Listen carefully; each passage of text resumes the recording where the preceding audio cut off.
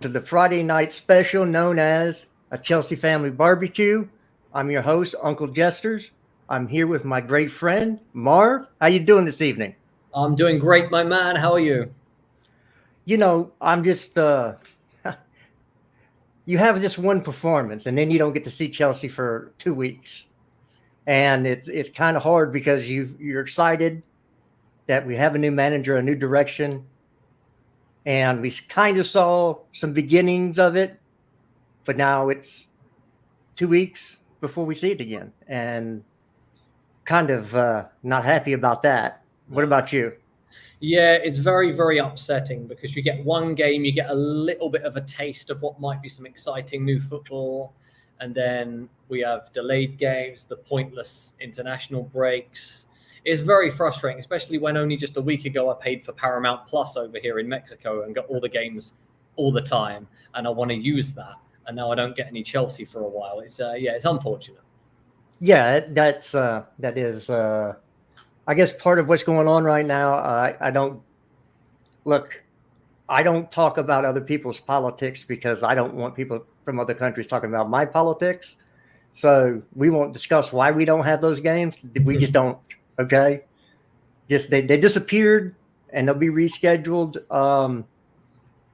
Maybe luckily for us because Fulham really looks good right now. Good game. We didn't have to play them when they're on their they'll drop off. I think just because again you get one or two injuries and the depth, and it doesn't take. There's not that big of a difference now in a Premier League between winning and losing. Well, they're going to win the league because they've got William. Well, I think some of us would take William instead of some of our players at this point. Definitely, I liked William, so I definitely would. I know. You are a pro William person. I thought William was better. I always thought William didn't get a fair shake because he's better on the left than he is the right, and he was never going to play over Hazard. And plus, he was a playmaker. And he started out with Shakhtar Donetsk. He used to always come in from the left, bring players into the game. He was able to play a nice final pass. And Mourinho made him into a flat winger just to complement Hazard. And people don't really understand that he did a lot of the work for a lot of other players to shine in the front three. You don't get that kind of player through the players that we tried to replace him with. People were very quick to say that, like, Odoi was better than him before he'd even kicked a ball, and then you get players saying that Pedro was better than him. Even the only reason people think Pedro is better is because he scored a few good goals. If we really analyse it, he was not. And if you look as well, the technical level he had, as well as the work ethic, that Werner didn't have the technical. Ziyech doesn't have the ethic. He had the technical, not the ethic. And then you look at Mount, he has nothing. So Mount, he's got the ethic and a little bit of technical. He's got the minerals, mate. He's got the minerals. He's not a winger. So I think that, William was massively underappreciated. You cannot carry a first 11 player to trophies, to the league, because the league requires consistency. So you cannot carry a first 11 player. It's impossible. Yeah, he was always available, and he played defense as well. So is he talking about William? Yes. Yeah, when William was like 30 years old, we played against Barcelona at the Camp Nou. I think he hit the post twice. This was in Champions League, and we blew the doors off of them. This was Antonio Conte's second season, and the only reason we tied, now, isn't he? No, he's 34. The reason we tied was because Azpilicueta, wasn't ready to receive a pass. Messi stripped it. But after that game, Barcelona actually inquired about William. And he was going to be 31 years old. And Barcelona and Manchester United both tried to sign him within those coming months because of how fucking good he was. Marvin and I don't basically agree on anything. We don't agree on how to breathe, but we believe in this player. We both agree wholeheartedly on Willian. I fucking love. I have 2 Willian jerseys. I love Willian. We do agree on the mistake in that game because everyone was saying that was a mistake from Christensen, and no, that was Aspi. It was because Aspi could have kicked the ball out. He could have put it, which he normally does. So I don't know why I didn't do it this time. He randomly slid and it made no sense. He slid, completely missed the ball, Yeah. and put Christensen in trouble. He had no one to pass to, and then they scored. Remember the black long sleeve jersey Michy Batshuayi was wearing when we won the league? Beautiful. Yeah, I have the Willian version of that. I'm putting it on right now. Fuck Oh, yeah. yeah. Fuck yeah. Let's go. I think in that jersey is when they scored that incredible team goal in the Champions League. Yeah, in the Conte's flick, second. the quadruple flick. Yeah. What a goal! What a goal! Yeah. Yeah, that was champagne stuff, man. Yeah, we don't have that now. We have stale beer. That's what our offense is. No, now. we have the minerals. We just don't have the vitamins. We have stale beer in offense right now.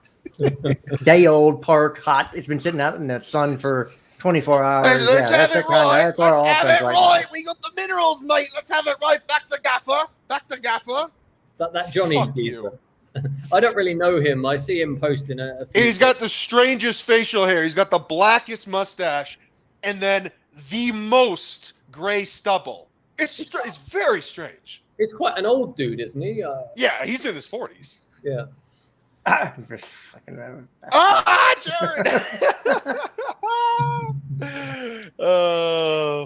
I was gonna say, No, but Jared posts like a matured fan, whereas I think that Johnny guy, you think, but if without seeing him, you think he might be in his early 20s, but then you see he speaks with the patois of a 17-year-old Twitter feed. Yeah. It's the patois, dude.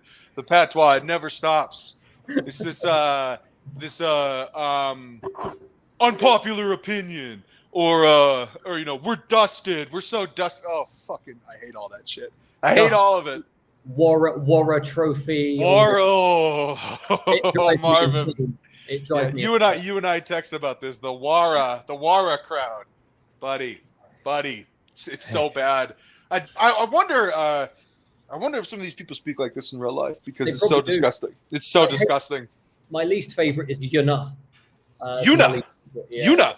I keep thinking that it's a prefix in Spanish. I'm like, wait, the what? A what? What are you talking about? Una. Female one. Yeah. I mean, what are we referring to here? I You nut, bruv? I really like Understand, bruv? YKB, though. I do like YKB. What does that mean? You know bull. I hate that one too because it drives me nuts.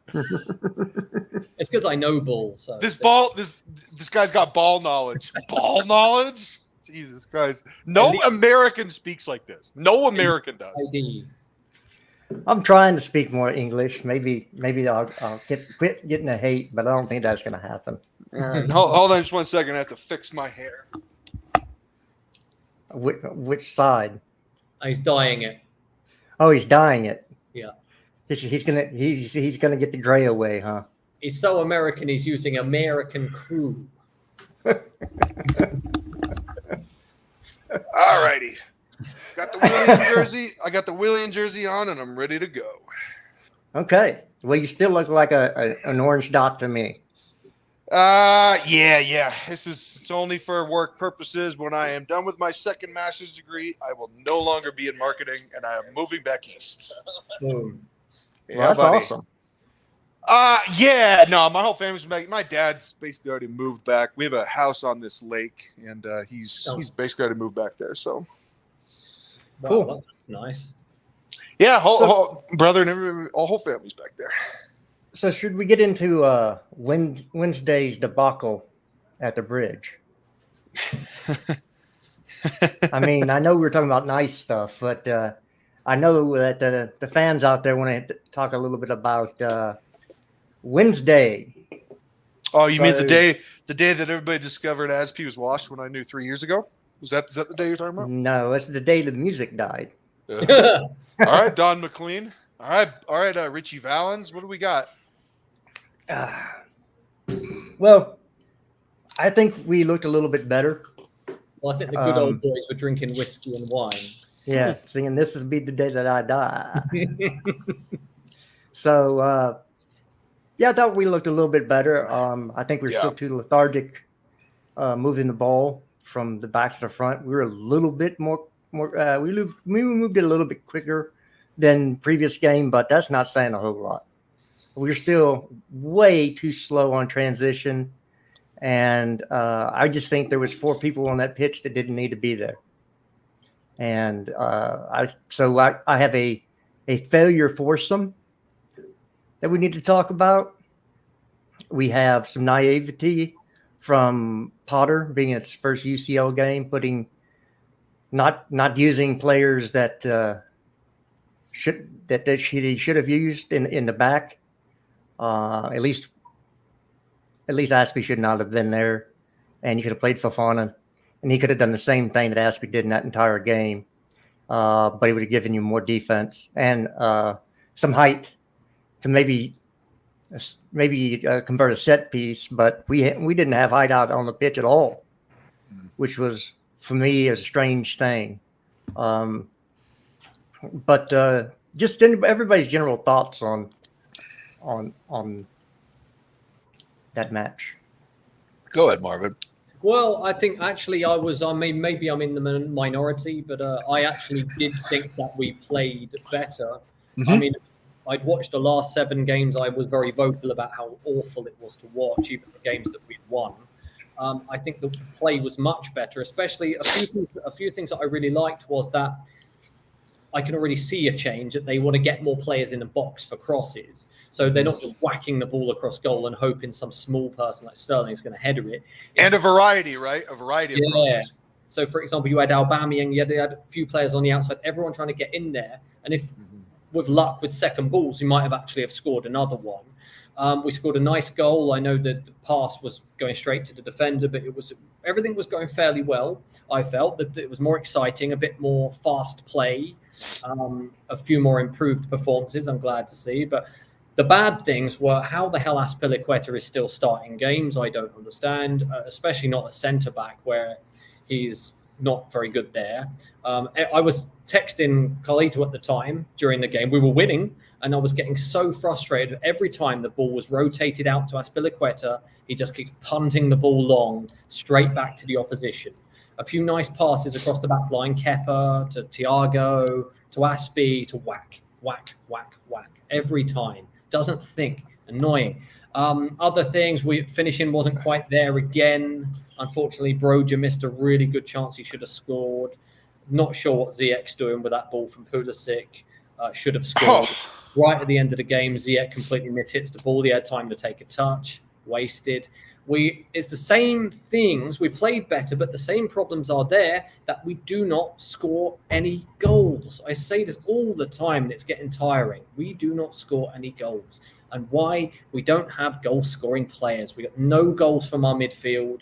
We got almost no goals in our attack apart from one player. I haven't checked the stats, but has he scored all our goals this season? Maybe Koulibaly? No, bar one.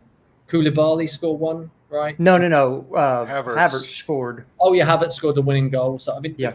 Can't even really blame Havertz. He's not really a striker, is he? But there's no goals in the midfield, the wings. There's no goals in the defense. There's no goals in the attack. Maybe Aubameyang is going to do that because I do trust the player. I think he's really good. Me too. Those, problems, good performance, but terrible result again. All right, Carlito. Let it rip. So I'm going to speak about the psychology of a player and within the context of the team dynamic. So if you're on a really good team, right? And I was speaking with Paul, who I used to do my podcast with. Paul's one of my best friends, and Marvin knows him well. I've known Paul since I was 19 years old. He should come on. He's really busy on Friday nights, but he will come on. He wants to. He's awesome. And I was telling him about this because he knows the same person I was speaking of. And we had this really proper college team my freshman year, right? This high-level manager who ended up leaving after my freshman year. And I was playing wing and I was playing outside back, but I was part of a team with better players than I was at the time. I eventually became the best player. But it was a really, really, really good team. And there was one weak link, and he was a sub. And he would come in, and the entire morale of the team would change, okay? The form would drop, the attitude would drop, the press would drop, the precision of the passes and the triangles and the patterns, everything became more sloppy. A lot of it was inherently psychological almost because the player did not deserve to be on the field, and everybody on the team knew he was a weak link. Everybody on the team knew he was a liability because he was playing outside back.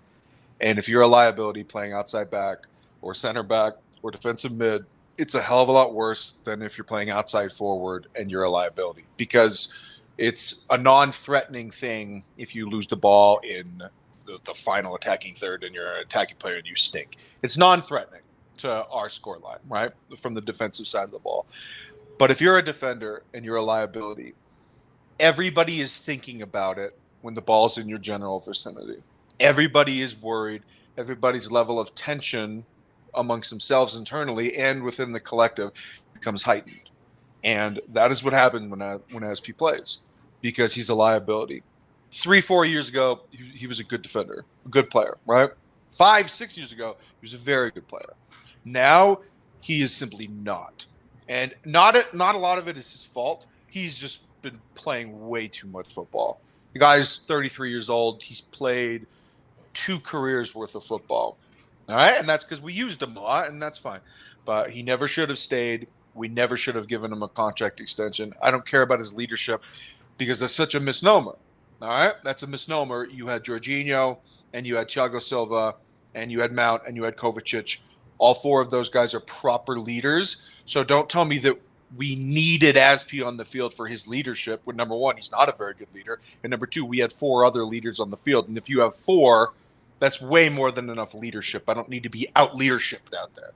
With Aspi, he was nothing more than a liability. He's not good enough. He's too slow. He's too sloppy on the ball. He doesn't have a good enough touch to keep up with the tempo that Potter wants us to play, especially switching out of the back. If you notice, the switches were a hell of a lot faster. Yeah. Aspi can't do it. Marvin's texting me, when Aspi gets the ball, our switches are stagnant. Okay, all of a sudden he's got a bad touch, or his pass is really bad, and it does not fit or jive with the patterns and the efficiency and the quickness that we're trying to do.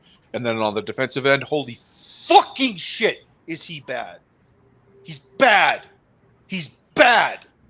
He gave the guy 5 yards, and he gave him those 5 yards because if he got touched tight on that ball, the guy would have slipped past him because he's too slow to keep up with that person. You wanted to give him cushion. That cushion is the impetus that gave the person the opportunity to score. This player is done. He should have never played. I said it before the game.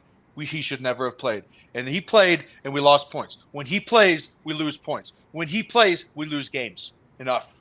Enough. Enough. We don't owe him anything. I think the leadership thing also is a bit of a moot point because it's moot. In the season when we won the league, we had Cahill and we had Terry and we had Diego Costa, and when they left and he became captain, we had Rudiger, and then we've got Rudiger and Thiago Silva. We've always had other players that I've considered to be leaders, and I've never, he was a good player. He has done well for us, and he has been one of our good players in that position. But I've never found him to be a leadership player, in my opinion. I've never seen that. Marvin, he yells at the refs more than his own teammates. Yeah, definitely. Well, look, I'll get into the 4 that I thought shouldn't have seen the pitch. One of them had, and I'm going to caveat, one of them had a very good game, his best game all year long. But I just didn't think he was necessary in the formation, and I don't think he is, even when he plays his best, he doesn't affect the game enough to get it to help us win. At the best, we draw. So here, you already touched on Aspie. Didn't see the reason that he needed to be on the pitch at all. We do have Fofana that is faster and can actually make. Yeah. I would say that. Yeah. So, and he can make people miss. He's very good to step in the midfield and make a pass. Yeah. You could have played Fofana there. You would have been a lot better off. For me, Mason Mount was again on the pitch. Yes, everybody said, well, he had an assist. Well, no. He blindly passed the ball across the box. That was a broken play.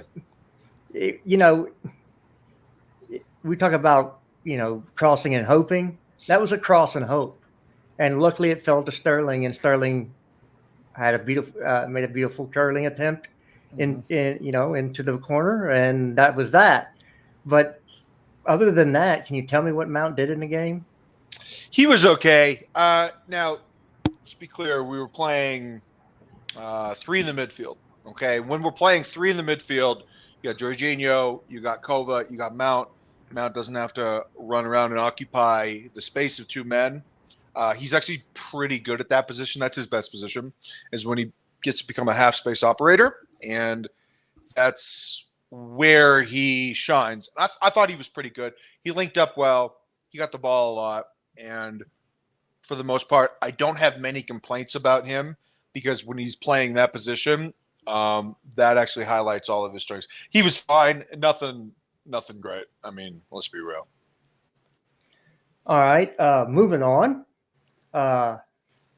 This is where it's going to get spicy, folks. And nice and spicy!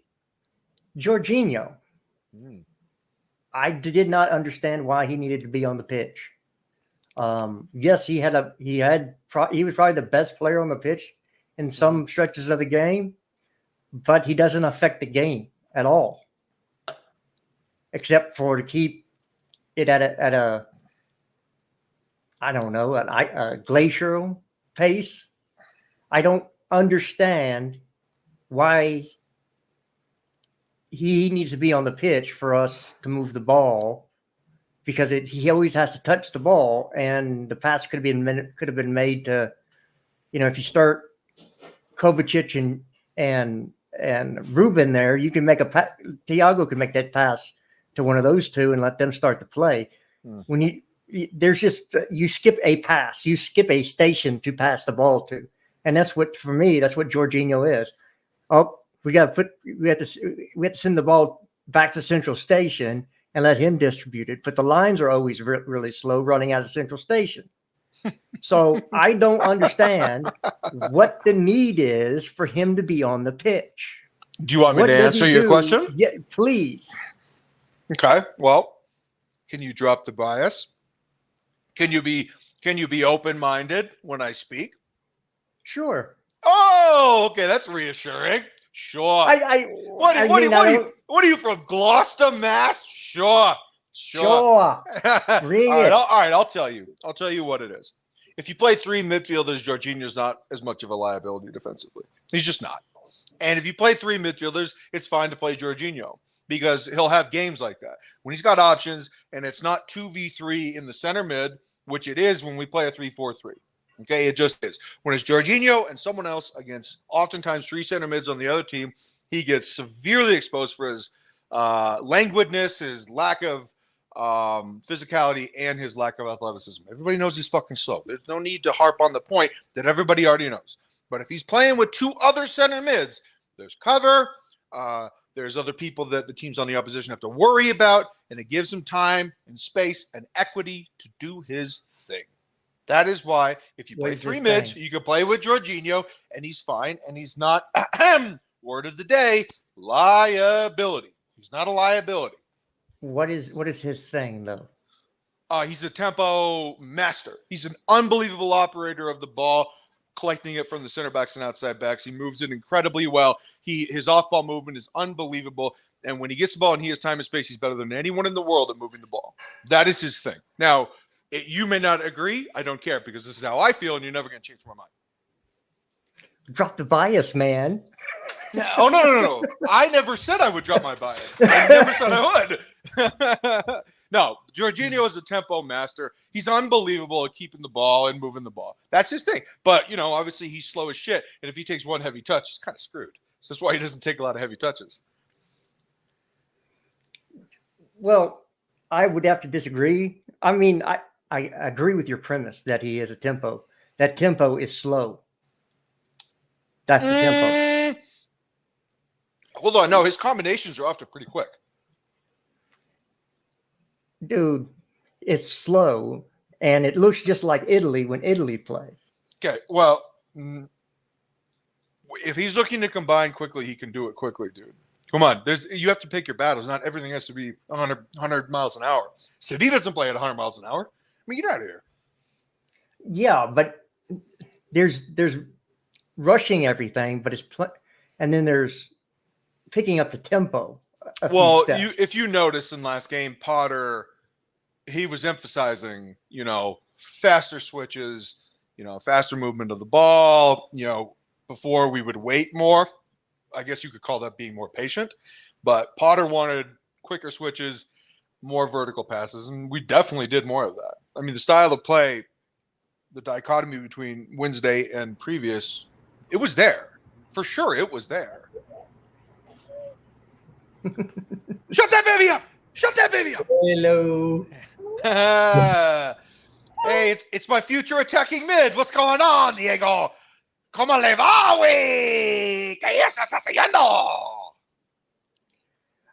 I'm sorry. I'm trying to find people on Twitter again, and that is always fun to try to send out links. Yeah. Wayne wants to join. Yeah, I know. I'm looking for his link that he sent me, and it's disappeared. Oh, I'll send it to Wayne. Don't worry about it.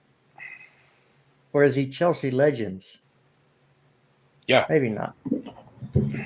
Or you send it to him. You know, you have I it. got You it. send I got it. Be useful, Carlito. Come on, man. I'm sorry. I have to carry the show. I have to be the charisma master, and I got to make all the great points. Y'all just fucking sit here. Oh, okay. I Getting think deep in there's here already. definitely a question over who the real charisma master is. In this Oh my Lord, Marvin! Let's not even start. How's Diego? How's my future attacking mid? How's he doing? He's doing great, brother. He's just tired. He's just been out for a dinner with his mother. I saw a photo of him yesterday. I don't know if you were with him. He looks awesome. The hair is just mint. Thanks, man. He's looking great, isn't he? How's all my He's American brothers? What's going on, Wayne? Choo. Gonna ride that Wayne train. What's up, Molds? How you doing, baby? Oh yeah, I'm good. Been busy this week with getting myself back out in the real world. That's right, baby. I That's love awesome. hearing it. Love hearing it. You know, we was playing 3-1-4-2, don't you? Yeah. It was a 3-3-3-1 actually. Okay, it's a 5-6-7-2-7. Okay, guys. 8-6-7-5-3-0-9. I thought it was a 1-2-2-2-2-2, but Yeah, there's tons of twos. Okay, let's just be reasonable. I'm a traditionalist. I look at it as there's only like 5 formations, and everything else is just people trying to be more clever than they really are. It was a 4-3-3. Let's move on. Oh, I get what you're saying, but I just while I was watching it and how he was playing it, that's how I saw it. And You're good, man. You're good. I've got to agree with Justin. Jorginho, for Chelsea, he's too slow. He's good for the Italian league, but in the Premier League, he's getting sussed out. The only thing he's been good for us is the penalties.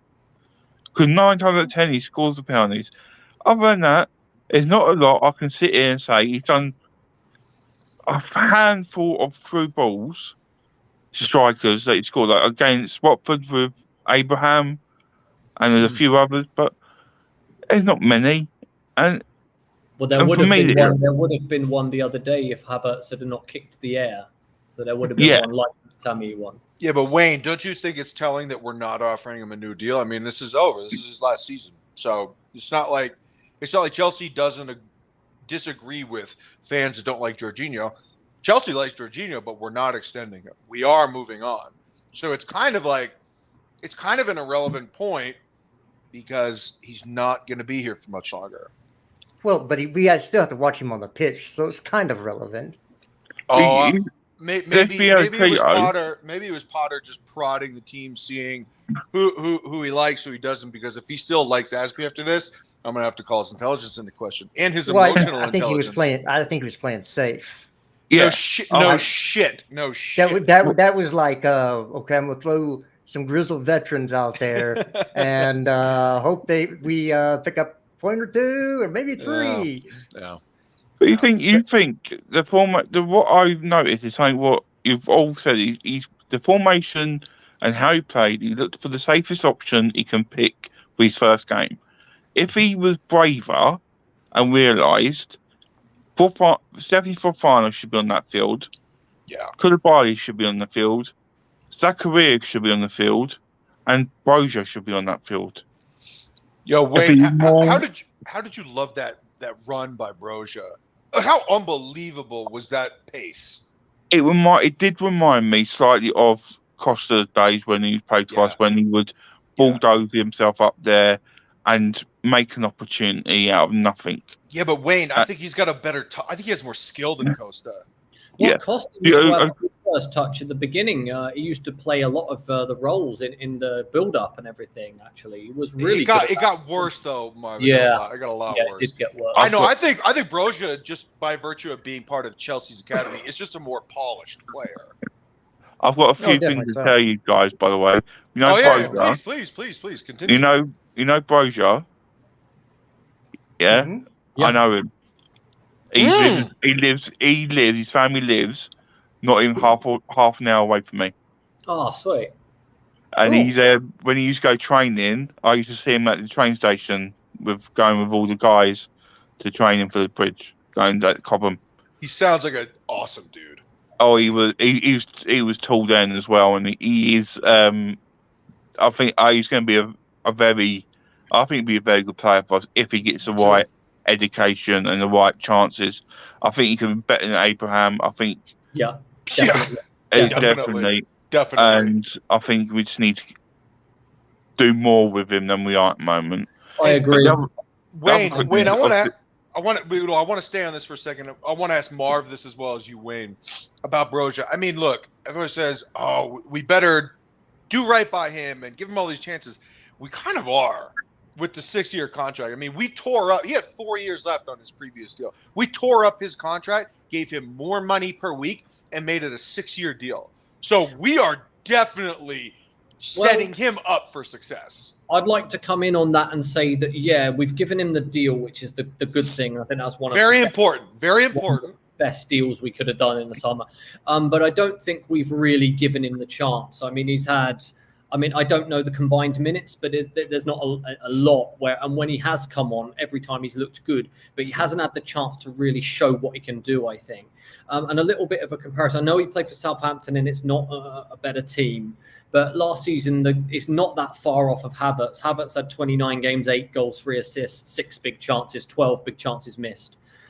With Broja, he scored less goals, so it said 32 up, 6 goals, but big chances scored 5, big chances missed 5. So that's not as bad as Havertz one. So you'd imagine if he gets a run in the team, I think that we will see something great. I love the way he plays. He's lightning quick. He's good on the ball. He's really fast. He actually created the goal that won us the game against West Ham. He held the ball up at the right time, gave it to Chilwell. For me, and I look at the player, I think there is a potential superstar in there, if you asked me. Marvin, the only problem is that when you're doing stat comparisons, nowhere in there does it talk about style of play. I mean, and that's why when people are heavily reliant on stats, hold on. Because I agree. No, I hear your stats. I hear your stats. But what I'm saying is that I really just want to see the player play, because it's not like I don't read these fucking stats too. Of course I do, but I want to see the player play. But when I look at Broja, the comparison that I see is Holland. He plays like Holland. They both don't need to be hyper involved. Like Holland gets like 15 touches a game. Now Broja will get more than that, but they don't need to be hyper involved to make an impact, but they have similar playing styles. They do. Well, I think you can glean some of the style of play. I think Havertz had 18 or 19 big chances missed last year. Yeah, it was quite a lot. So and Broja had 5. It's too surface level for me. It's too surface level. I'm just saying that Broja only had 5, which means he had less chances to score than did Havertz. Worst team too, Right. Well, and you can glean how the team played from that. As when he was on the pitch, he didn't get a lot of balls. Right, but can you glean a cube? Jared got it. Jared got it. That is old, bro. Jared got it. My gosh. One stat that is interesting is that his pressing metrics are very high, which do suit the kind of hybrid play that Potter wants to play. So that's kind of more suited to the game. And his heat map is quite interesting as well. You see that he's ambidextrous in the way that he can receive the ball on the left and the right. And if you look at Havertz, for example, he always receives the ball on the right side. That's his preference. But here with Broja, you can do both sides. Well, he played a lot like Aubameyang. Go ahead, Wayne. Good. Can I ask of the panel, have you all watched him in the under-21s at all, or reserves? No, I haven't. No, I have. I've watched him for Armenia. Yeah. Armenia, no, Albania. Albania, Albania. Yeah. Starts with an A. Leave me No, be. you don't want to get people or countries starting on you. This shallow regionalistic American. Oh my god! But no, he's a bulldozer. He literally he can hold the ball up. He's rough. He can be rough. He can do the things we need, like to keep the ball in corners and stuff like that. And he's not afraid to put his head in where he needs to be. He does remind me very similar to Diego Costa sort of mentality, but he's got the same polish as Haaland. If he gets the right treatment, I wouldn't say he can be as good as Haaland, but he can go in the same direction as him, and that's up. And I think with a Bangang, I think he will suit him. I think both of them will suit each other. I think they both will play off each other. And I truly do think if we want the best for Chelsea, we need a front three of Sterling, Brozier, and Bangang. And I think that three will win us and get us goals because I think they will all work together. Sterling is working his arse off and he's getting no reward. I understood why he was playing wide left, but but he was our best attacker and he still was. And he's a wide winger. Well, he did get to play wide winger. That the way he was playing, like the way we were playing is he was playing as a wing, the left wing back. Yeah, he was a floater. He was playing floater, but he didn't have as much. He didn't have as much defensive responsibilities as you would think. That's why he was playing floater. He wasn't playing wing back. Right. I want to clarify because I watched the game too, and I know what he was doing. He's either a sinker or a floater, Carlito. You can only be one of the two. Look, I'm sorry for being an asshole. My bad. I'll back off a little bit. I would actually. Calm down. I would play Aubameyang and Broja as a pair. Yeah, in whatever formation. And Aubameyang can play wing too. I mean, it's not like he's exclusive to striker. He's an adaptable player too. And I'll just say that to Wayne, a man I love, Wayne. Thank you for coming on the panel. We really appreciate it. Wayne, I have to say, the comparison to Costa, I don't think it's fair because when Diego Costa was 20 years old, there's no way he was this good. Yeah, good point. There's no way he was this good. And like Diego Costa joined us when I think he was 28 years old, 27 years old. And, at that point he was like this fully foreign player. And even then I had problem with his first touch. Like I didn't think it was very good at all. Especially under Antonio Conte. We would throw balls into him so we could counter and he would kind of fuck up some of our counters. But we still won the league, so I don't have that much to say. But no, Brozier is a more polished version, and he's certainly faster than Costa ever was. I see a really, really great diamond in the rough. But man, if you polish that player, he's going to get his chances, guys. Remember, we're September 16th. It's September 16th. Like, he will get his chances. Don't worry. Potter is no fool. He sees what we see. He sees a lot more than we see too. So just give it time. He will get his chance. He will flourish. I know there's a reason we kept him. I know there's a reason he probably wanted to stay. And I'll tell you what, man, it will pay dividends. He will be awesome. And guess what? We will have never had to buy him. That's crucial. But I agree with you in 100% what you're saying. I didn't mean it as a player of the early star. I meant his mentality. Oh, no, I agree with you. I agree with you, Wayne. I just wanted to say that, like, the fighter, the sort of like Brahma Bull type mentality. Like, I'm with you on that, 100%. But not on his play. I 100% get what you're saying. Yeah. But I was getting to the obviously players. I think another one. I think Jesters would say would be Havertz. I presume shouldn't be on the field at the moment because he's not doing. He's been absolutely poor this season. The opportunities that he's been given, so many, and he's just failed in so many chances. And I actually think with Potter's movement and how he's playing at the moment, and it looks like how he wants to play, it suits a very young side. So is telling me that the older players, a lot of them are going to have to adapt really quickly, or they're not going to be getting game time. Except for Thiago Silva. Yeah, I think Silva's. I think he always will be. I think. Do you blame Silva for the goal? No. No. It was coming. You could tell by the momentum in the game. No. As he gave the guy 5 yards, he checked at him twice. He still gave him 5 yards. That's an easy save, man. That's an easy step. That's an easy step. And guess what? I can say that because I've played this position. I was offered a pro contract at this very fucking position. All right. I know that he gave him way too much room, and he checked twice, and he still gave him 5 feet, more than 5 feet. It's a really bad defensive maneuver, and the reason he did it was because he was scared that he was going to get him behind because the player was faster than him. Yeah, it's poor from Aspilicueta. It's just poor. Period. Full stop. There is no other blame because shit happens on the pitch, but that was totally avoidable because that player crossing the ball had no other option, no other space to do anything.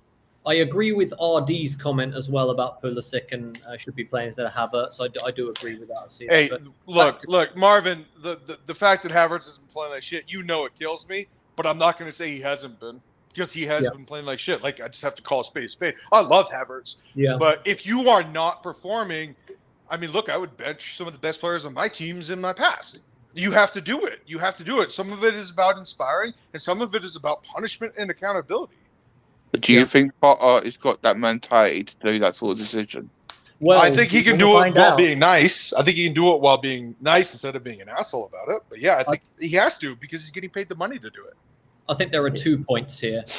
Number one, he managed to make Danny Welbeck, a perennial bottling bum, look all right, and actually look like a competent footballer for the first time in his career.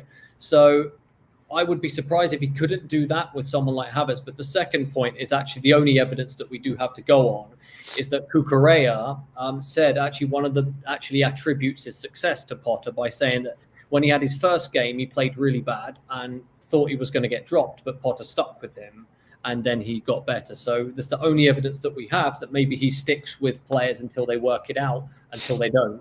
But I don't really know. It's a different club. You can't really compare Chelsea and Brighton. So I think he'll find his best 11, I think, but maybe he will also change it. If you go and look at his previous Brighton teams, he does switch it up quite a bit. So you'd imagine with a lot of games to play, players will have to take their opportunities.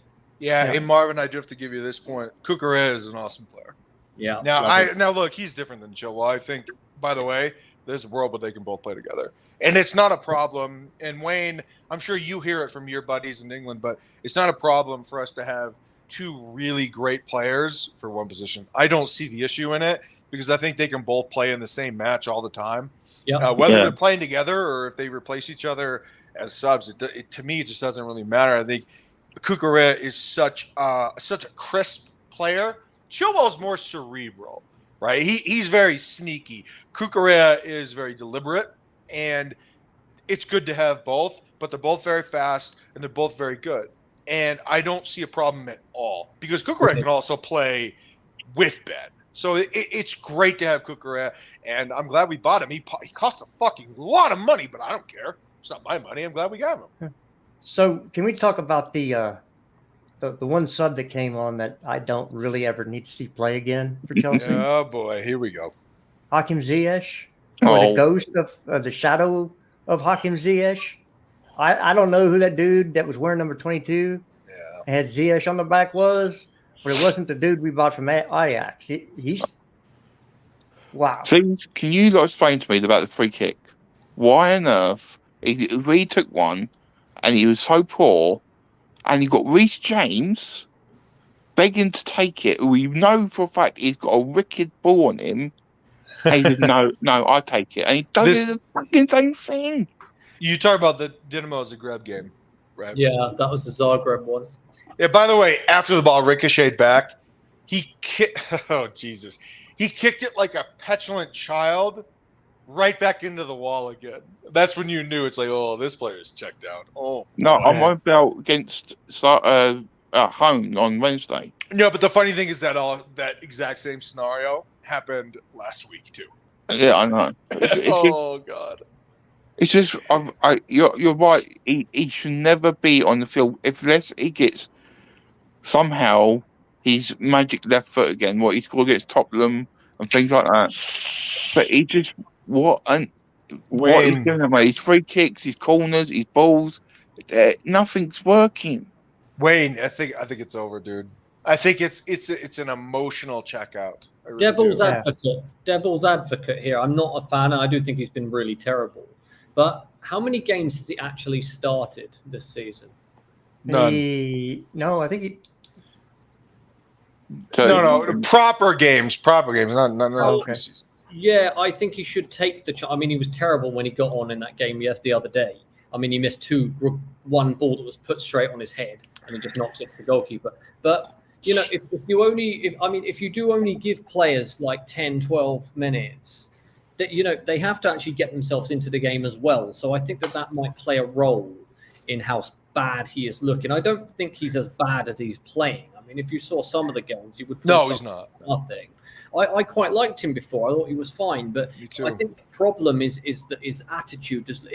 I don't know if it's true, but it looks like he's deliberately throwing a tantrum on the pitch every time he's playing. I don't know if it's true, and it's just the way that he looks, but that's what it seems like, and I think that's what people don't like.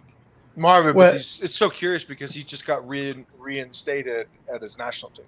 It's weird. Yeah, it's crazy. Yeah. I don't know. I just don't need to see it. That's all I need to say on the matter. He just doesn't need to be on the pitch. I'm with you, but we can't do shit until after the World Cup. Right. No, but I think what he's just said as well about Lukaku, I think that is spot on. I think he probably is doing that because he was really close with Lukaku, and I just don't know. RD, sorry, Wayne. I'm gonna have to call bullshit on the throwing his dummy out in matches. Should we let Wayne finish? Should we let Wayne finish his point first, and we'll come back in? I am so sorry, Wayne. I'm so sorry. No, it's all right. I've got all time in well for you guys. No, I'm not an interrupter. I apologize, Wayne. I'm sorry. No, it's don't worry. I'll give you smack bum later. No, Carlito, it wasn't you. It was me. I interrupted by accident. So, sorry, continue, brother. Go ahead, bud.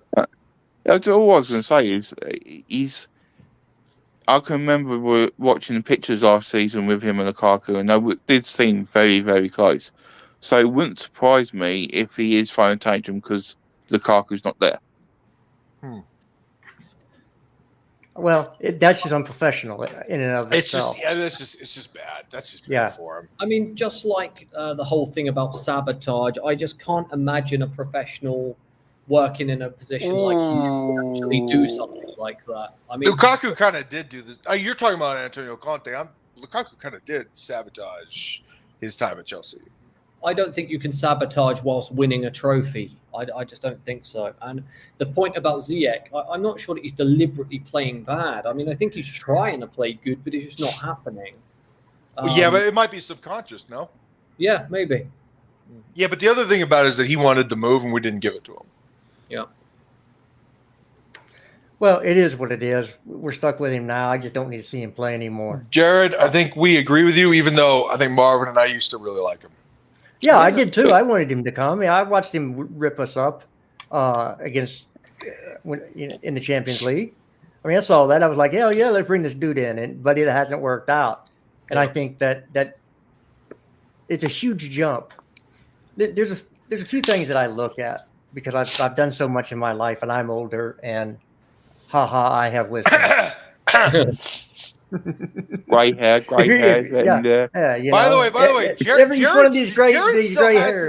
Jared still has his hair, his health, and his beard. So everybody calling him old, motherfucker. I see 25-year-olds with no hair.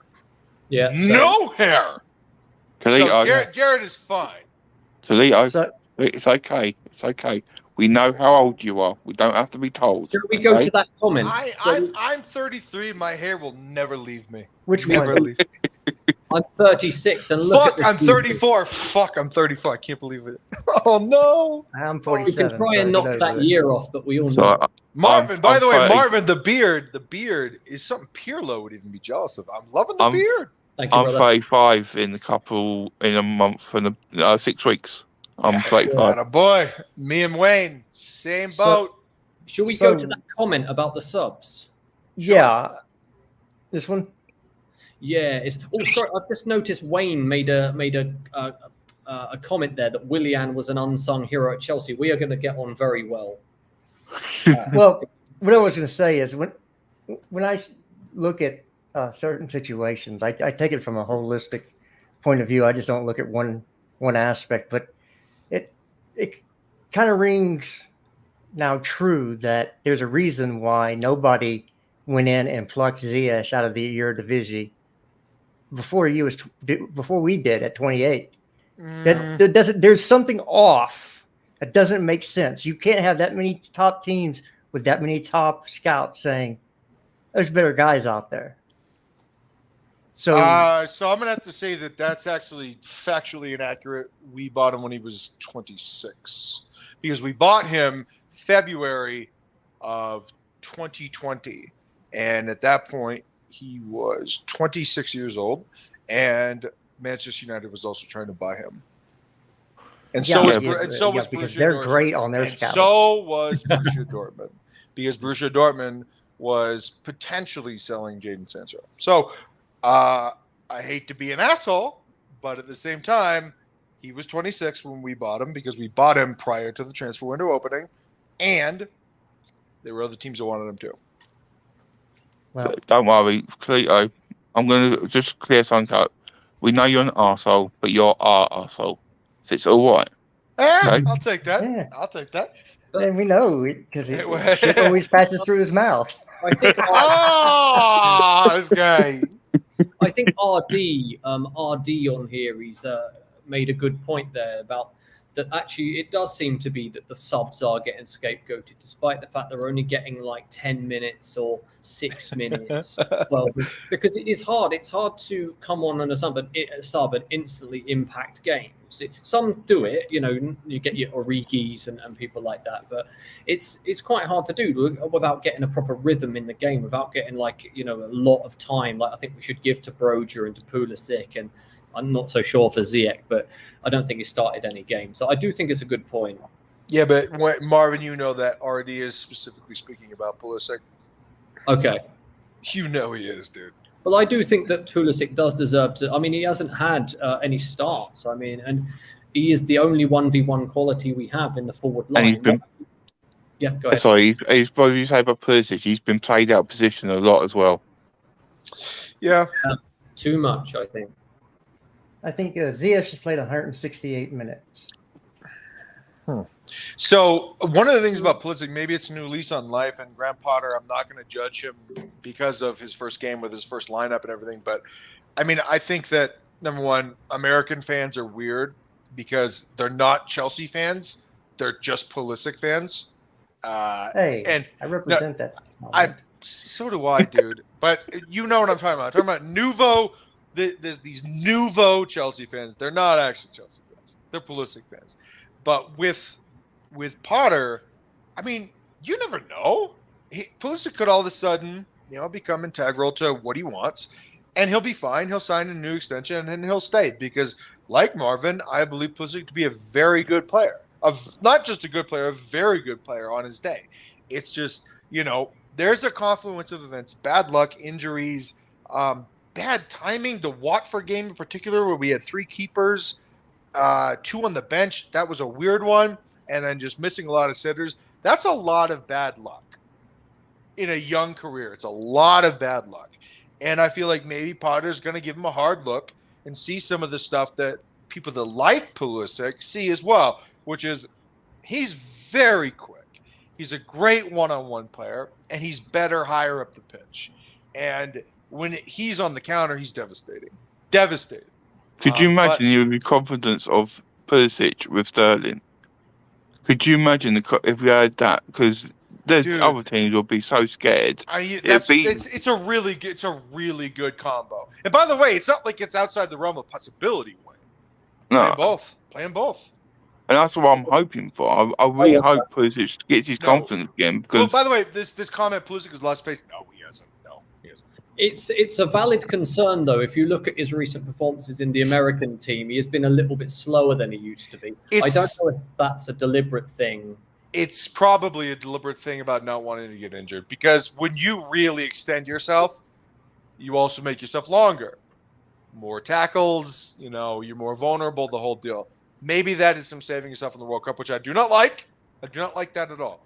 But look, if he actually does get a chance with Sterling, who right now is our best player, then I actually think there's something there, Wayne. I really agree with you on that, man. We just don't know when we'll see it or if we'll see it. So who knows, though? Who knows? We can always wish. We can always wish. He's a good player. He's objectively good, man. Come on. Can I break some news to you guys? Because obviously I was going to tell you at the end, but I want to tell you quickly before I forget. Did you hear the news about David Beckham? No. Mm-mm. He waited in line for 12 hours to see lay flowers for the Queen today. To see what?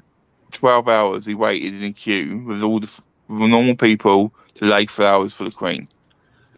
And right next to him, for all that, was my cousin. No shit. And my cousin got pictures and everything sending me saying, "Hey, look, Dave Beckham." And I was like, "What?" That's cool. Even before it broke on news and everything, I was like, "What?" For someone that didn't have to wait 5 seconds, that's pretty fucking cool. He did that. Very cool. That's classy. So yeah, I've got pictures. I'll send Kalito. I'll send you it when we finish. But yeah, please do. I was so happy because my cousins. We all go through a lot in my family, and seeing my cousin the picture with someone as famous as that right next to him, like chilling, it was just mad. Yeah, Beckham was almost bigger than a football man. He was really something. I think he's bigger in America than he is in over it. He is. He does a lot in America for a lot of people. Like, he's not just the owner of the team and that, but he does a lot for charity as well and things like that in America. Oh, watch his moves for Inter Miami. Watch what he's going to do, man. There's going to be some stuff going on in the next 2 years that's going to be paradigm shifting. Well, it is what it is. So I don't even know what that means. He married a Spice Girl. That helped. Yeah. That's why there was a time, buddy. There was a time in his early to mid 20s where he was a very good wing. Well, yes, but he got known over in the States by people in general. Of course. Because of the movie and because he married a Spice Girl. I think he was quite, it was obviously good at some things. I think he was quite fortunate to have the talent he did with his instep. Of course. For example, everything that he could do was based on his accuracy, his crossing, his dead ball, much like Mount, right? But there weren't, did you say Mason Mount has an accurate dead ball? No, what I mean is that's what Mount lives off. I mean, that's what. Yeah. He's no David Beckham. Beckham. I mean, I didn't ever consider Beckham to be that inspiring watching him play, but I always thought that when he got a free kick, it was just incredible. When he could play the corner, he could hit a ball like 40 yards diagonal. And when you've got one skill, one elite skill, you've always got a chance of being something special. Of course. Yeah. You remember the Greece game? He's going to take the roof off with this. Oh my God! Don't. Right, can I quickly tell you a story about that? Right? Yeah. And I'll tell you, you're going to love this as well. If you guys know any dart players? Wayne, we're at a barbecue, bro. Let's get it. Let's hear some stories. Do you guys know dart players? I know Phil Taylor. Yeah, Phil Taylor. Raymond Van Barney. Was Barney then? No, Barney weren't there. It's Phil Taylor. It was a few others back in the day in early 2000s, obviously when the Greece game was on. We all went to a tournament, and it's in Great Yarmouth in England, seaside. And we played the tournament, and the England game was on, and there was a little pub where had the snooker hall, and they had the game on a big screen on a projector. And we all go in there, we're all dart players, and I was in there with a kid. I was 15, 14, 13, something like that. And I was in there watching the game with all these. They're all drinking around me, all having a laugh and joke. And I'm watching the England game with them. And you've got all the Scottish players, Welsh, and that, all supporting Greece. And you've got me, Phil Taylor, a few others all round us. And when David Beckham gone, we all was jumping up on the table, celebrating the game. Oh, it was one of the best memories I've ever had. I'll Cool. never forget that free kick because that free kick was a life changer. Yeah, That's it was. great. I got to say, I went to school with Kirk Shepherd. He was in like the year below me. The guy that got to that final in like 2000 and the World Cup. Hang on. Kent. Yeah, You lived in Kent. yeah, this is where I'm from. I play for Middlesex Youth, Surrey Youth, Oh, sweet. Berkshire, London. I play against Kurt. Kurt used to Oh. tease me in the back in the day. Oh, dude, he was a dickhead, man. He was a dickhead. Yeah. At school, he really loved himself. So, I mean, but he did. I mean, in respect to him, well, he did so well. I mean, to get all the way, someone from my town to get all the way to the World Darts Final, I was pretty impressed. Was pretty great. I think he lost to someone called Part, if I remember. John Part, yeah. That's Canadian John Part. He's brilliant. yeah. But no, Kurt, I know Kurt very, very, very well. Kurt is he's full of himself. He thinks he's a ladies' man, thinks he's got it all and knows what he's doing. And 9 times out of 10, he's on his own drinking, taking the piss out of everyone else. All righty, let's like rate it in. I love the story, by the way, Wayne. Good lad. Jared. What?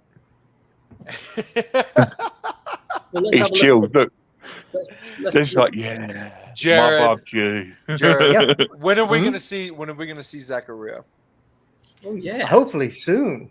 I don't know what is going on. That was the question I was going to have. Is he injured? See him on Saturday when he plays for Switzerland. So my intel, what I've read, is that this was not a Tuchel signing. This was Bowley in his, all his magisterial Billy Beanism type, all that magical, numbers frou-frou stuff. Him and his team came up with a player, through analytics, and they said, this is actually the type of player that could fit with Chelsea. The way that, Liverpool does with Fenway Sports Group and John Henry and Jurgen Klopp, is that they analyze a player, they look at his strengths, they look at his weaknesses, and then they do a deep analysis on him. And Chelsea did that, and they came up with Zachariah as someone that'll fit the profile of what we want, what we need, and maybe a future player that we could secure after the loan is done. My question is, are we going to see him soon? Now, does it benefit him that now Potter's going to have an extended period? Some of the players are going to stay behind. Some are going to go to the national teams, but they're all going to be able to have extra training sessions than they would during a normal Premier League month. All right. Is Zachariah going to benefit from this? And are we going to see him? Because I am as curious as everybody else as to how he's going to fit. And I am as curious as everybody else as to how he's going to play. Do you think it's going to be another, obviously with the news coming out with Liverpool, and Arthur, another, like it sounds like he's going to be getting his loan cut short because he's not suiting Klopp's whatever he's going on there. No, because this guy doesn't have any real flaws, especially not physical ones, but he's also talented on the ball. So something with Arthur is that he's not very physical and he's not very quick. And I think that pisses Klopp off. He's Jorginho, basically. He's a BJ Oh, Jorginho. God, this guy. He is. That's what he's described. Hey, by the way, he's totally right. So that's what he is. It's just he lacks the stuff that makes the Premier League more difficult, And Arthur, by the way, on the ball, Arthur is nice as hell. He is a really slick player, but you got to get him on the ball first. Yeah. It's just I was just asking because obviously it's like we bought basically at the same time at the same club, and I like Zachariah and I want him to start him, but I don't want it to be another Arthur deal where we're cutting our own short because it didn't work out. No, way different player. But he's good. They're not cutting him short. Cutting him no fucking way. But he looks like quite a solid player for like a ball winner and a guy that can carry. And I was talking to you, Jesters, before we started. Do you remember I was saying that there isn't much carrying there in our team? I know you said Fofana's Kova. I was saying there's only 2 players that really do it, which is Kova and Loftus-Cheek. And no, Fofana can probably do it. So if we add Zakaria as well, it gives us another option to be able to carry the ball from midfield, because none of the other midfielders are currently doing that. And it makes us very predictable because we go side to side, and only when someone makes a good movement, we go over the top. Other than that, we've got nothing else. So Yeah. I think that Zakaria might be useful for us if we use him in that way. Well, for me, when I watched him at BMG, which is Borussia Mönchengladbach, for those who don't watch Bundesliga, they used him. Rosa used him as a drop-in DM, which means on the build-up he'd drop between the center backs, and it would basically become a back three. But then he was allowed to progress out of that position, and if there was openings in space, he could run into them and receive the ball. Yeah. That's what he's good at. He's big enough and has a profile to play center back, and he has played center back before. So there's no reason that you can't use him in that way, and if you want to stay with a back three, but you would have more mobile and more players who could make space in the midfield by going forward. If you start him there and have him build up. Yeah. And that means you don't have to have a Jorginho. Now, for me, where you would play Jorginho then if you were to play him would be further forward as an 8. You can't because play you can't. No, you wouldn't play him. He doesn't have the vision for an 8. Does he? Well, he's playing there. I think he's quite good at the top in a final third because his passing works there, and he's very good at the counter press. Interesting. So no, I don't hate that, by the way, Jared. I don't hate so that because I've seen slow players actually excel and play in positions like that. I missed one. I completely forgot about Kante, who is also a very good ball progressor. I forget because he's never available. So it's almost like he's not on the team.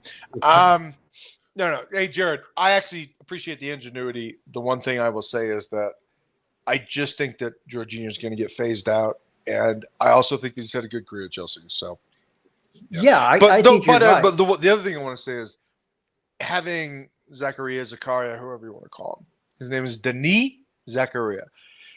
Him being the initial facilitator, receiving the ball from the center backs, coming out, it's really something. He's quite a good player. Yeah, if we give him an opportunity, there may be a chance to buy him too. But that doesn't mean we're not going to go after Alvarez as well. It doesn't. Well, I think that it looks more likely now that we won't keep Conte or Jorginho. Right. Because there's a contract kerfuffle. That's a good word, by the way. Kerfuffle. I've got reservations. I've got reservations about Alvarez. I watched. I was working. One game, Marvin. Yes, one game, Marvin. It's one game, but a game against the level of opposition that we want to beat. So it does matter. Gotcha. And I think I'm not saying that he is not a good player, because I saw him play the week before and I thought he was really good. The thing that I'm noticing is that why are you buying him? Because he's going to be someone that does what we don't currently have, which is someone that shields the defense and wins balls. Now, against Liverpool, he was not participating in any of that phase during the goals. Liverpool were getting it straight over the top. He wasn't chasing back and they were left with defenders, just like what Jorginho does. So are we looking at this player to replace Jorginho and have the same problems? This is what I'm thinking about. If you're looking at a DM and you actually want somebody that is both good at passing the ball, progressing the ball, and he's good at ball winning, we might be better off trying Zakaria. And if he turns out good, we've saved ourselves a lot of money. Hold on. Here's my retort, though. Here's my retort. Does Liverpool play down the middle, or is Liverpool long ball to the flanks? Yeah, they were very long ball during this game. But it's not just that game. It's every game. Liverpool does not go down the middle. In fact, Liverpool neglects their midfield more often than not. Liverpool is a flank team. They're a counter-attacking team. Even if they have a majority of possession, they are still all about direct long balls to the wings on the outside and overloading one side with outside backs. This is what they do. They do not use the center of the park. So to say that Alvarez maybe was non-existent, that's probably due to the opposition. Yeah, maybe. I think you might be right on that one. And another, Look, and I'm not trying to Yeah. I'm not trying to say that you're trying to weren't- pee in his Wheaties. We know what you're trying to do. No, because Marvin and I have these discussions all the time. But Yeah. like what he's saying may be fair, but what I'm saying may be fair too, because the opposition is very particular in the way that they play. Like they do not really use the center of the park. That's true. I think you do raise a good point that the fact that they went straight over the top kind of negates the play of him in the middle, which is a good I mean, point. what's he going to do if he can't be participating in the defending? Yeah, you know? but I've got an agenda to follow, and even though it's the wrong use of the word, that my son needs to be the first Mexican to play for Chelsea, so that takes. No, It's not an agenda. I know. It's either a conspiracy or a directive. plan. Or It's a directive. plan or a directive. Yeah. An agenda is a to-do list. Yeah, well, it's also a hidden agenda where you have a specific. So you have a hidden to-do list? But it's not hidden. But no, I like Alvarez. I watched him play the other week, and I thought, yeah, that's a good player. And in one of the comments from Tebe, I don't know how to pronounce the name, I do agree with his Probably point. Teeb. Maybe Teeb plays because he plays for Ajax. Obviously, they do play football. So Yeah. So you would imagine he can handle the stresses of being able to be a ball player, but then that didn't work for De Ligt, did it? So I don't know. But I think that Alvarez, because De Ligt, even if he is a good defender, he's not that good a ball player. I mean, I used to think he was, and you'd watch him and he would be really awkward on the ball. But yeah, I think, if we're going to spend 50 million, it's a lot of money. So you really got to think about, are you looking for this player, or is Zakaria going to potentially be that guy? Or is there someone else out there like Moises Caicedo, who recently just said it dreamed to play for Chelsea, So yeah. Okay, well, see, this is my thought on it. You need to have, if you're going to have a six like that, you're going to have a pair of them to rotate. You're going to have to. So Jared, say it again. Just say it again for the people in the back. Say it one more time. You need two of them so you can rotate. Yep. So I think that you bring them both in, and you use Caicedo more in the Conte role, and so he would play as an 8. So he had the freedom to do whatever, given a free role. So for me, after January, my ideal midfield would be Kovacic, Caicedo, and Alvarez with 4 in the back. Caicedo? Yeah. he recently said that it would be a dream to go to Chelsea. He's kind of like the popular name right now. I know, the Brighton player. Yeah. Yeah, Caicedo.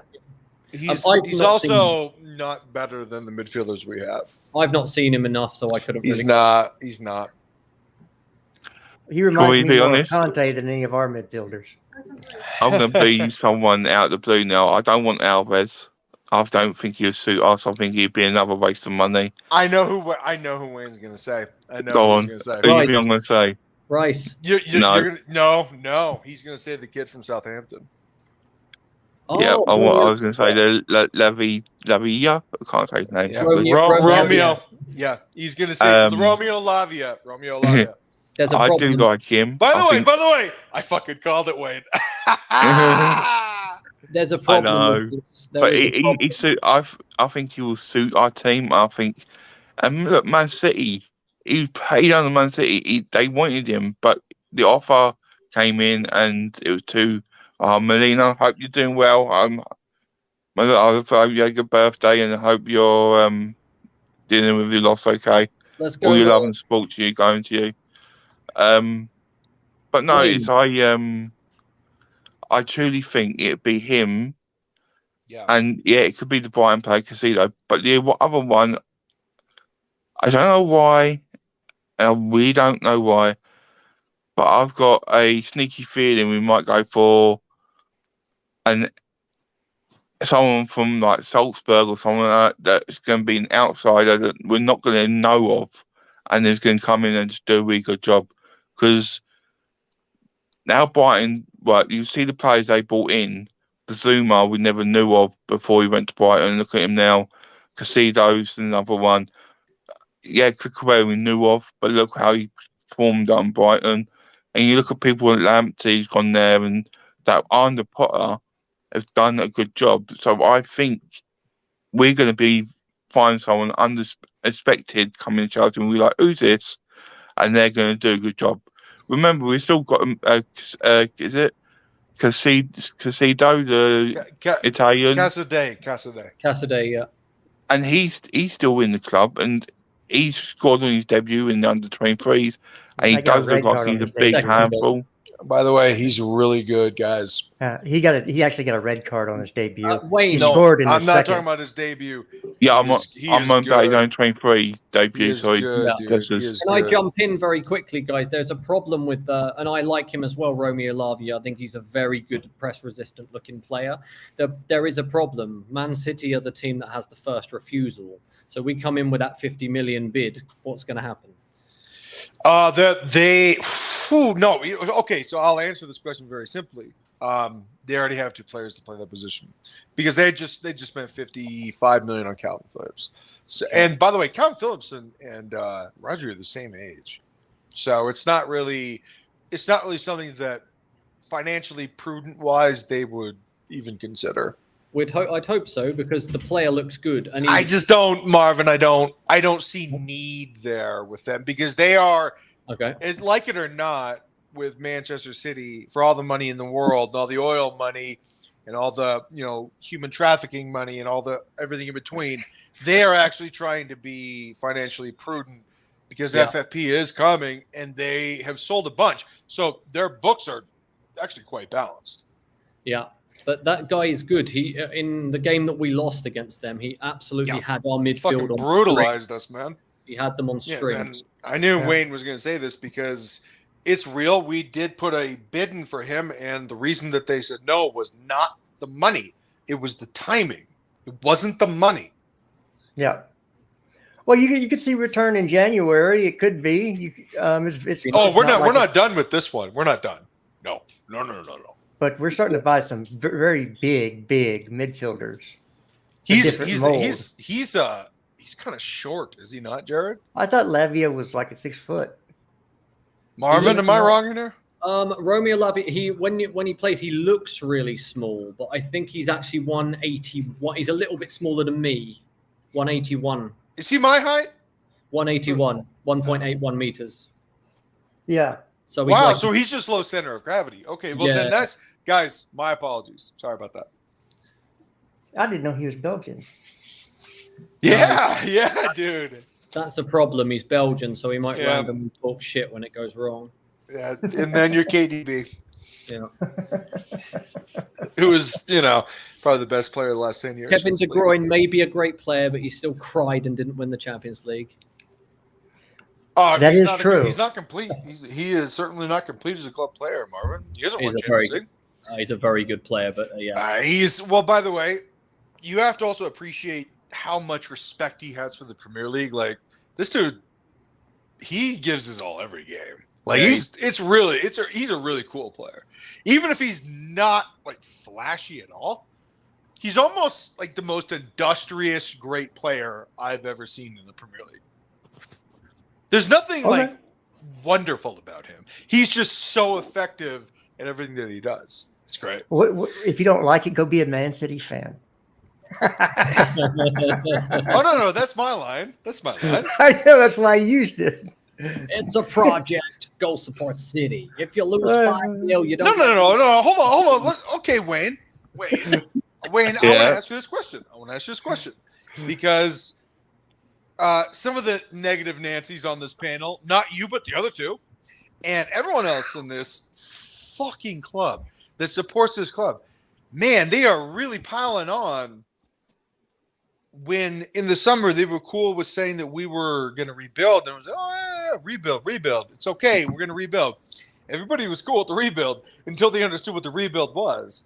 Everyone. That's a very tight term, I think. No, it's not. It's a very comprehensive term that Not includes everybody.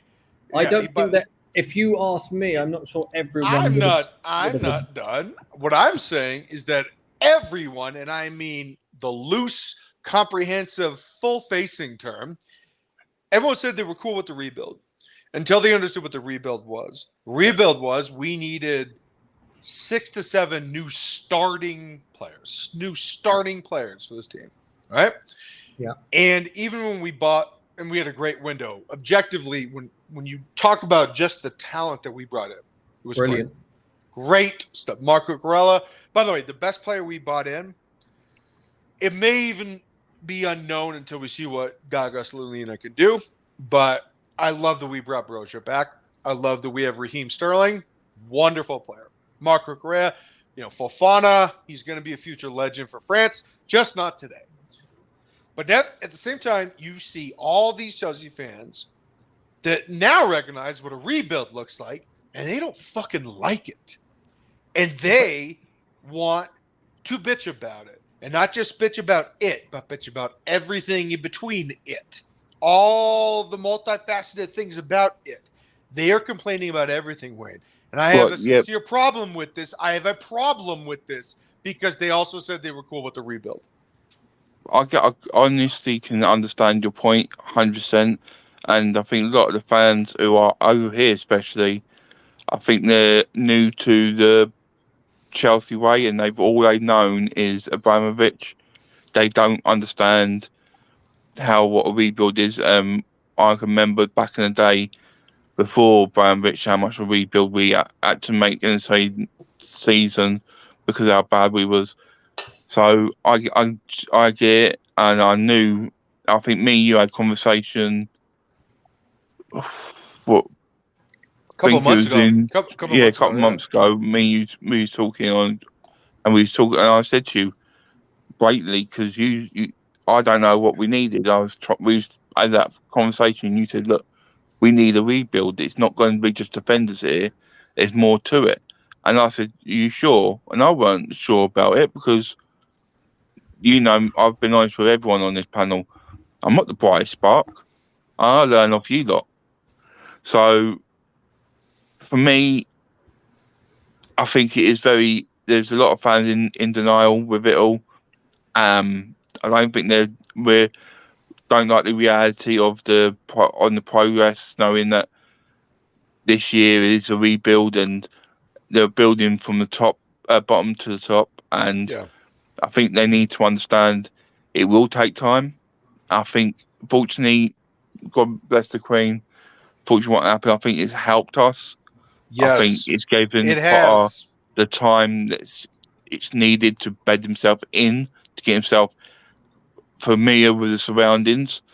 And I think it will help us after the internationals. I think people might worry, but I've got faith that he's going to learn what he needs to do. I think he will be doing a lot of research when there's on internationals. And I think I've got this real good feeling and good vibe of the first game. We've seen Potter and seeing the progression and seeing the more hunger, shall I say, on the field, more appetite to progress and do more.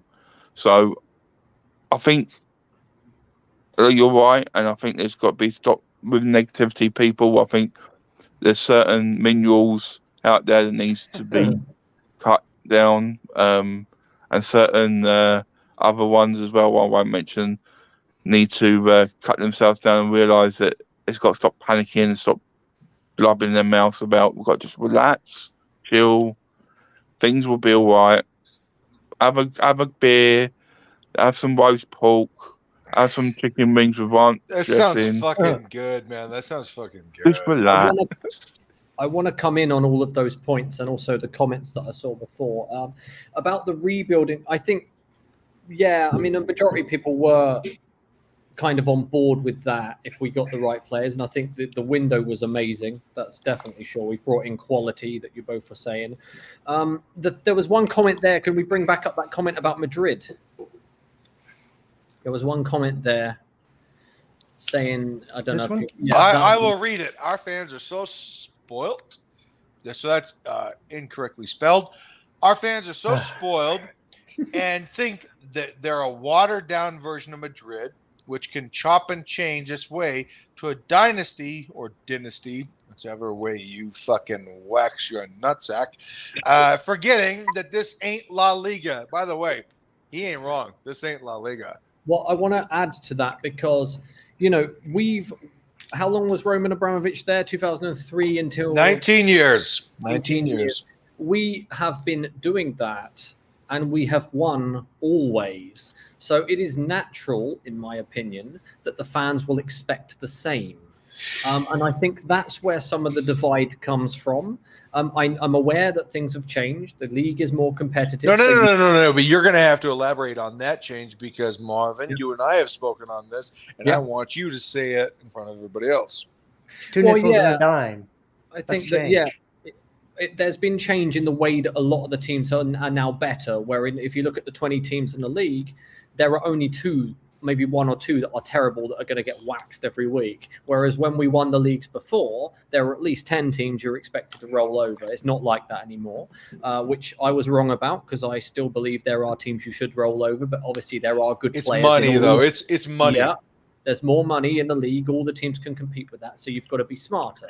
But what I would say is that the reason why people are not quite happy in some aspects to see rebuilds and stuff like that is because you need to see progress. And this is the only reason I was not so happy. The 7 games I'd seen, despite the fact we brought in a lot of quality, were all terrible. And I think there's a reason. You need to see progress in a rebuild. You don't expect to win all the games. I don't expect to beat Man City 6-0 and all that stuff. But we expect, but we do expect, and this is the next thing I wanted to say. The new owners, they're doing a good job, I think, at the moment. They're trying to put the right people in place, but they've got big shoes to fill. And this is the fact of the matter. People want to retain standards. And a big club, you want to retain those standards. This is very important. So I can understand why people would be angry if you were 10th. I can see people being angry when you're not performing to the level of the players that you have. You see on Twitter, a lot of people say that this squad is washed and crazy buzzwords like that. But the squad is not finished. It's not done. There are lots of great players here. We should at the very least be in the top 4, in my opinion, or at the very least look like a team that has invested 250 million. And I think the big problem is before the last week's game, because I think the game that we played with Potter, we did play well, and I was satisfied. We did play well. I thought so. I was satisfied with the performance. You and I were talking about this. There were significant improvements. Yeah, I think so. And that gives me, I think we've got to stick with Potter now and let him see if he can embed his ideas and stuff like that. But again, when you're thinking about time, another thing, we talk about people don't get enough time. Like Lampard didn't get enough time. He was there for a year and a half. How much time do you need? Time is relative in a big club. You get time to, make your team well and play the way you want it to, but it doesn't take 2 years to get your team to play the way you want it to. That's crazy. But Marvin, I also don't think that Potter is now, and you can please chime in and dialogue with me on this one. I actually don't think that Potter is schizophrenic as the other managers that we have had honestly employed, and that includes anyone basically outside of Carlo Ancelotti. Yeah. I think that Potter is. Now, if it says holistic is the new buzzword. I think that Potter looks at this and says, Christian holistic. Yeah. That's a good one. Oh. Dun, dun, dun! That joke.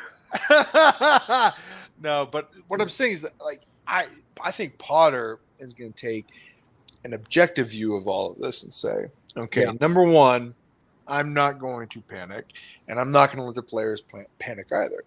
But I am going to, by the way, he's going to meet with every single player before any of them go on international duty. He's going to ask what they want, what they don't want, what their goals are, and what their future looks like at this club or outside this club.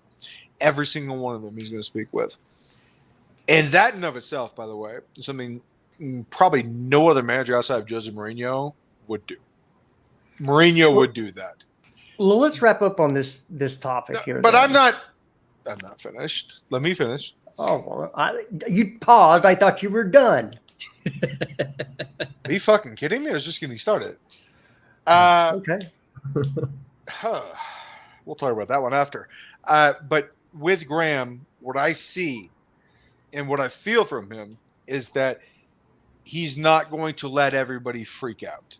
He is going to be a steadying presence, the calm hand in the storm. The skipper at the wheel. It's as if, George Clooney said no to the Flemish caps and turned around that vessel and went back home to Gloucester. he's going to say, this is our problem. I'm going to give you some solutions. I'm going to be inclusive in some options and opinions, and eventually the decision is going to be mine. But I'm not going to ostracize anybody. But I'm also not going to do any favors. I'm not going to do any favors because at the end of the day, I'm getting paid $12 million a year for 5 years. It's an enormous contract, and I have to fucking win. And I do have to play the best team. But he's going to hear from everybody. But I know that he is going to do his homework, and he's going to figure it out. I trust in him because he's not as schizophrenic as these other guys that we used to hire. You done? Jesus Christ. All right. Well.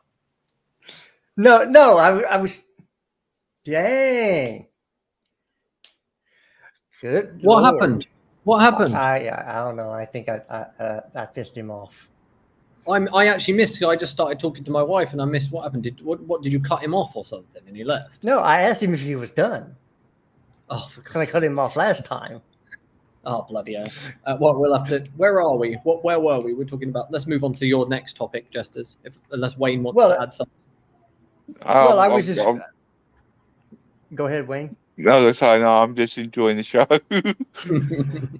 So anyway, Diego, no, Diego, stop.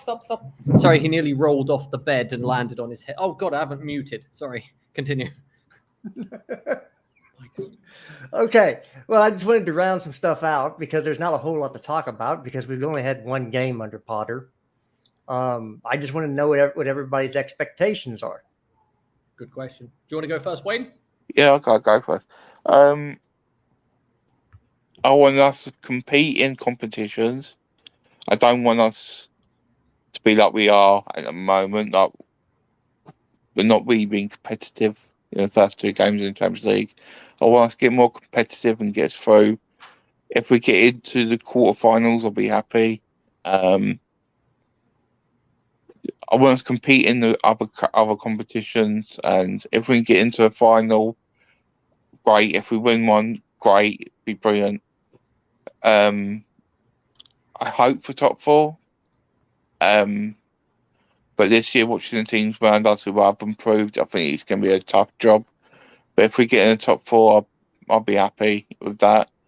I'm not expecting a lot. I'm not just like thinking that we should win this and do this and that. As long as we're competing, that's what matters to me at the moment. Because I don't want us to roll over and rub our bellies for the teams. Well, Yeah. that sounds good. What about you, Marv? Yeah, I think I like what Wayne was saying there because one of mine is we have to compete for all, compete for trophies. That's what I say. I'm not saying we necessarily have to win all of them or win. I'm not a crazy fan, but my expectations every year are always the same. One trophy, any trophy, don't care which one. It could be the Carabao Cup, I don't care. I just want to see Chelsea win. In terms of the league, I think just make sure they make top 4. It's like one of them. I mean, I don't care about top 4, but obviously you need it for the financial aspect and all that kind of stuff. I would like to see us compete for trophies, and the secondary thing I would like is to see us compete in big games. I think it's something that we lacked last year. I mean, we just did not compete in so many big games. We just gave up the game. There was no pride sometimes last season, towards the back end as well. Like when we'd play against like Man United, you want to just smash them and let their fans cry about how shit Jadon Sancho is. And we just couldn't do it. We actually gifted Sancho his only goal that he could score. So I want to see us actually beat the rival teams this time because nothing really gets you up quite like, smashing a rival. Imagine how positive we would have been had we not flaked at the end of that Tottenham game and where we would have been after that. We would have been buzzing. It was a great performance. So I would like to see us win against the big teams because that's always a signifier that progression is being made, isn't it? If you can beat the teams around your level, then all you're missing is consistency. But if you don't beat the teams around your level, then it shows that maybe you're not quite at the required level you need to compete. So that's kind of how I see it at the moment. How about you, Justin? I agree. I really agree with what everybody said so far. For me, it's just we've made this change early in the season, so I'm not going to give him a pass if he doesn't make top 4. The only way you can not make top 4 is if you win the Champions League, Okay, if you come in fifth and win the Champions League, we're good. Right now, that looks like a huge hill to climb, considering we've got 1 point over the first two Champions League games. But what about when Lampard was the manager and we couldn't even win games? Like we could only just about sneak past Fulham, and later that year we're the champions of Europe. So that's the beauty of the football and beauty of this club. We don't know. Right. And eventually, magic happens. Right, and I think it's going to take some time. The time off is probably good for us right now to get some practice time underneath our belts. But the season's, we're going to have a few weeks, and then we're going to go off to World Cup. So the season is kind of really, you have to take it in quarters. And so the first quarter of the season, we haven't been brilliant. So we could chalk that down as a push or a loss. So this second quarter, we need to see progress from that. And every quarter henceforth, we'd have to see, okay, we're better, to where that culminates in trophies and positions in the league. And I think that's the way we should judge it. We should judge it based on quarters this year because of the fact that it's so chopped up with the World Cup, and we have, of course, this delay with the Queen, and we have international time coming up this next week. So, for me, that's what I want to see is progression every quarter.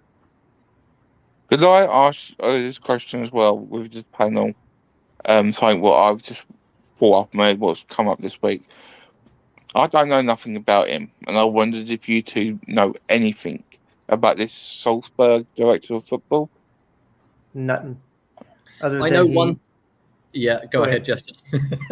Well, the only thing I know is they're looking at him because he's worked in the RB family of football teams that has a football team in America. Of course, Salzburg, and then of course Leipzig. And I'm going to say there's probably another one somewhere. I can't remember. Huh? In Brazil, there's a team in Brazil as well. Okay. And so what they're doing is they're building this, trying to build the same family of football clubs for Chelsea, to where they have feeder clubs, but so when you have our academy, we know where these players are going to go, and we have other teams that can develop local talent and then funnel them into Chelsea. Good idea. We've needed that for a long time. Are we talking about Christoph Freund, by the way? Yeah. Yes. Yeah, I don't know that much because I was more into the idea of Campos, but I think that he discovered some pretty interesting players. For example, your American Aronson. Haaland was one. The guy at Dortmund now, that really fast kid they brought in the summer, is Adeyemi. He was another guy.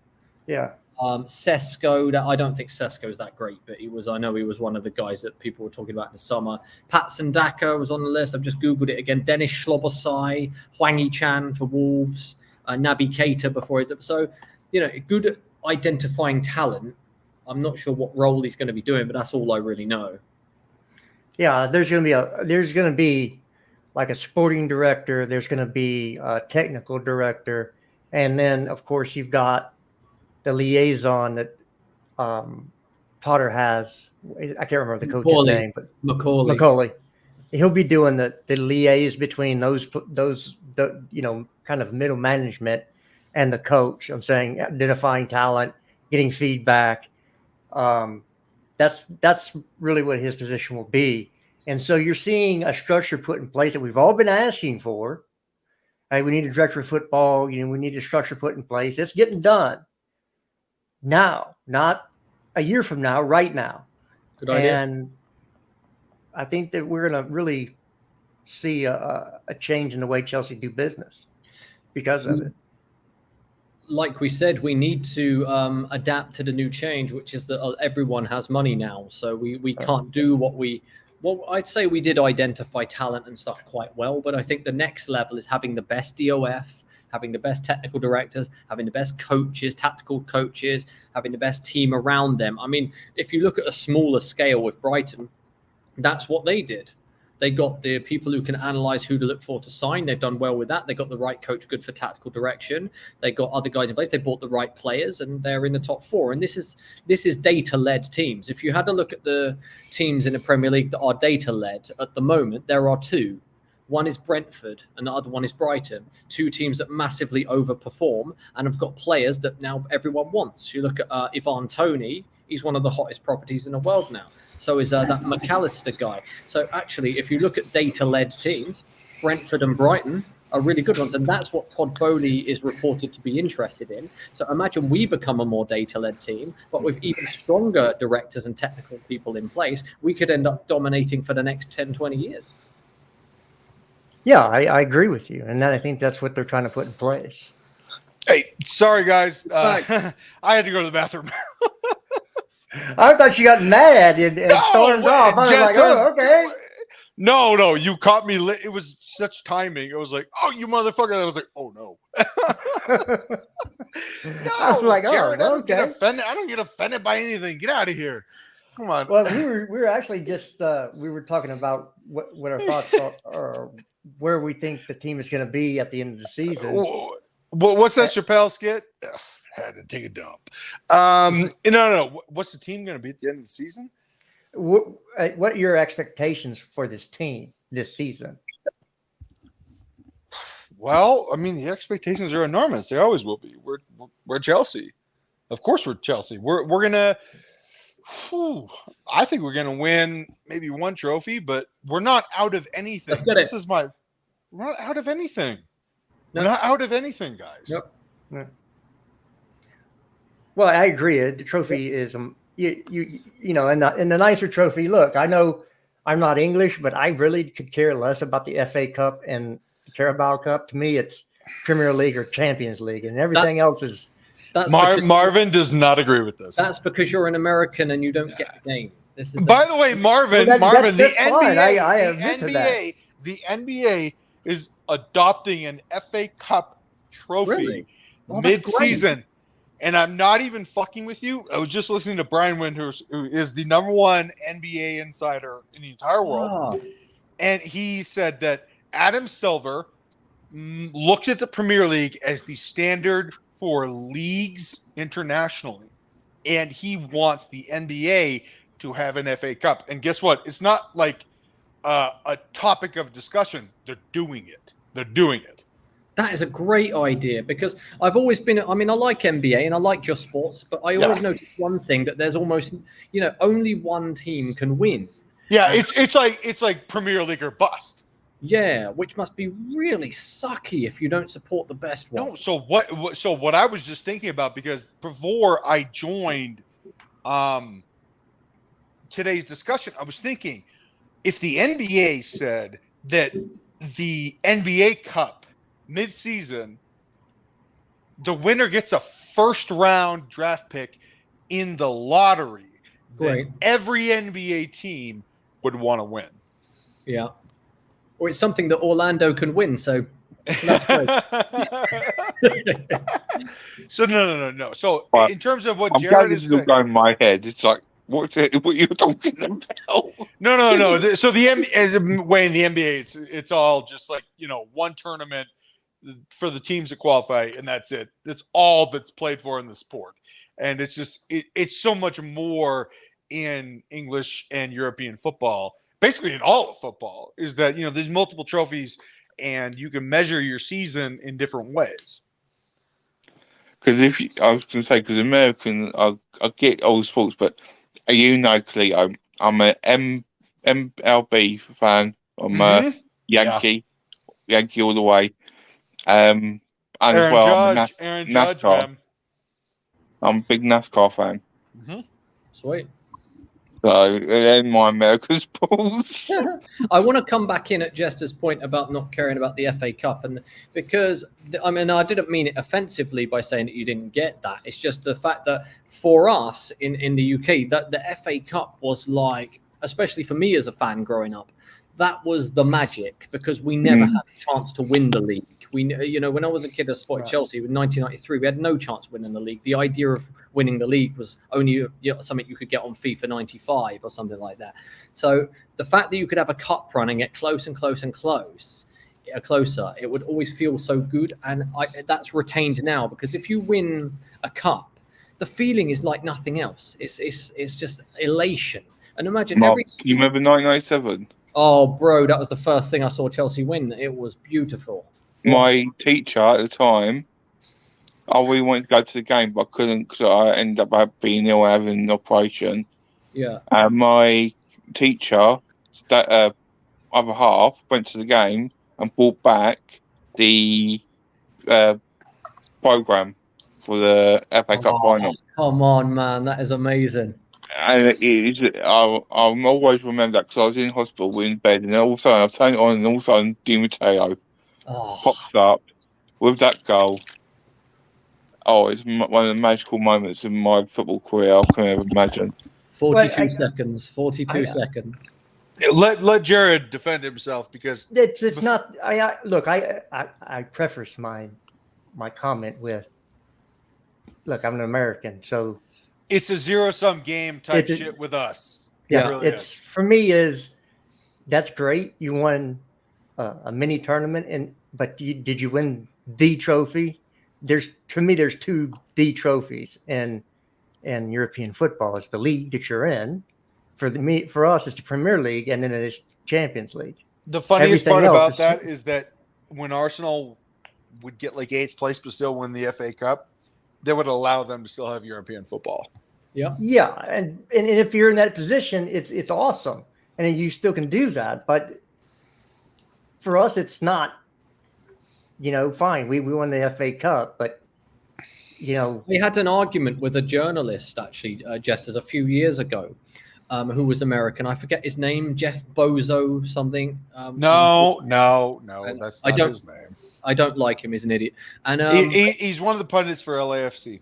Oh, okay. So a team that's existed for about 3 years. It makes sense. No, it's also probably the best team in the country. Well, it's not very hard. You can just pick up 11 people and go play, and then it's we have a salary cap, so I wouldn't fucking do that. You should have those, because it actually keeps the game more competitive, I think. But the idea of only thinking that the league is the only thing, the Champions League the only thing, it's going to be very hard for you to be successful, because there's so many good teams. And I always think the collection of your trophies make you bigger. So if you win 10 FA Cups in one league, but you would rather sacrifice that for 2 leagues, you get 3 leagues and no FA Cups, you still get less trophies. And I think that when you've got a variant of trophies, you also get to experience different things. Like, steak is the best meal, and a good pizza is also very good. But, so now and then you just want to pick up a burger from the In-N-Out, and it still feels good. So and sometimes I want a birria taco, Marvin. Oh, you can get that here, brother. Hey, so I have something to say, because I know it's not going to derail the conversation, but it is something that is pertinent, because Marvin and Wayne and your regionalistic culture about this particular sport, your compatriot, Gary Neville, said that basically Americans are not allowed to be involved in football. So here's what I tweeted, and I think that it matters. Since Gary Neville said that Americans cannot participate financially in England's greatest invention, which is football, because it certainly isn't anything else, here's a list of American inventions that Gary Neville can no longer participate in. And that goes for anybody else that thinks that American fans are lesser. So here's what America invented: electricity, television, cell phones, film, basketball, American football, the missionary position.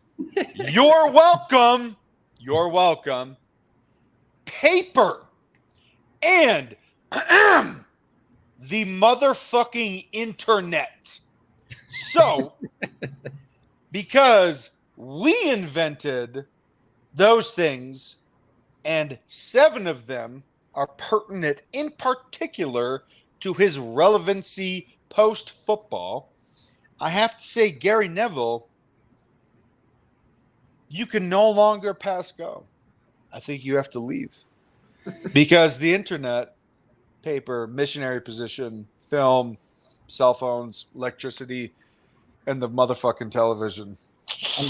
You guys didn't invent them, so because you didn't invent them, you can't participate in them anymore. Imagine that logic, Wayne. Imagine that logic, that just because you invented football, we can't participate in this. We invented the modern world, so by that logic, you can't participate in the modern world because you're not American. Yeah, It's fuck crazy. that shit. Fuck that shit. Neville thinks he invented coaching as well, so that's another. Yeah. By the way, you give me a team that is comparable to Neville's team, I would fucking bury his team. Yeah. Bury him. What, he was a terrible coach at Valencia. And guess what? I was a great coach wherever I went. So fuck him. The problem with these kind of people is that you'll get this with all of these Man United 90s people. They think because they dominated a league where there were no teams that they are somehow, they know everything about football. And that is why they are all shit coaches, because they think that they're entitled to just work a bit harder and kick people and win. And people like Gary Neville, whilst he wasn't too bad as a defender, he didn't. Not bad. He was all right, actually. But he didn't have any standout abilities. In this day and age, he would not make it as a football player. No, he's just loud.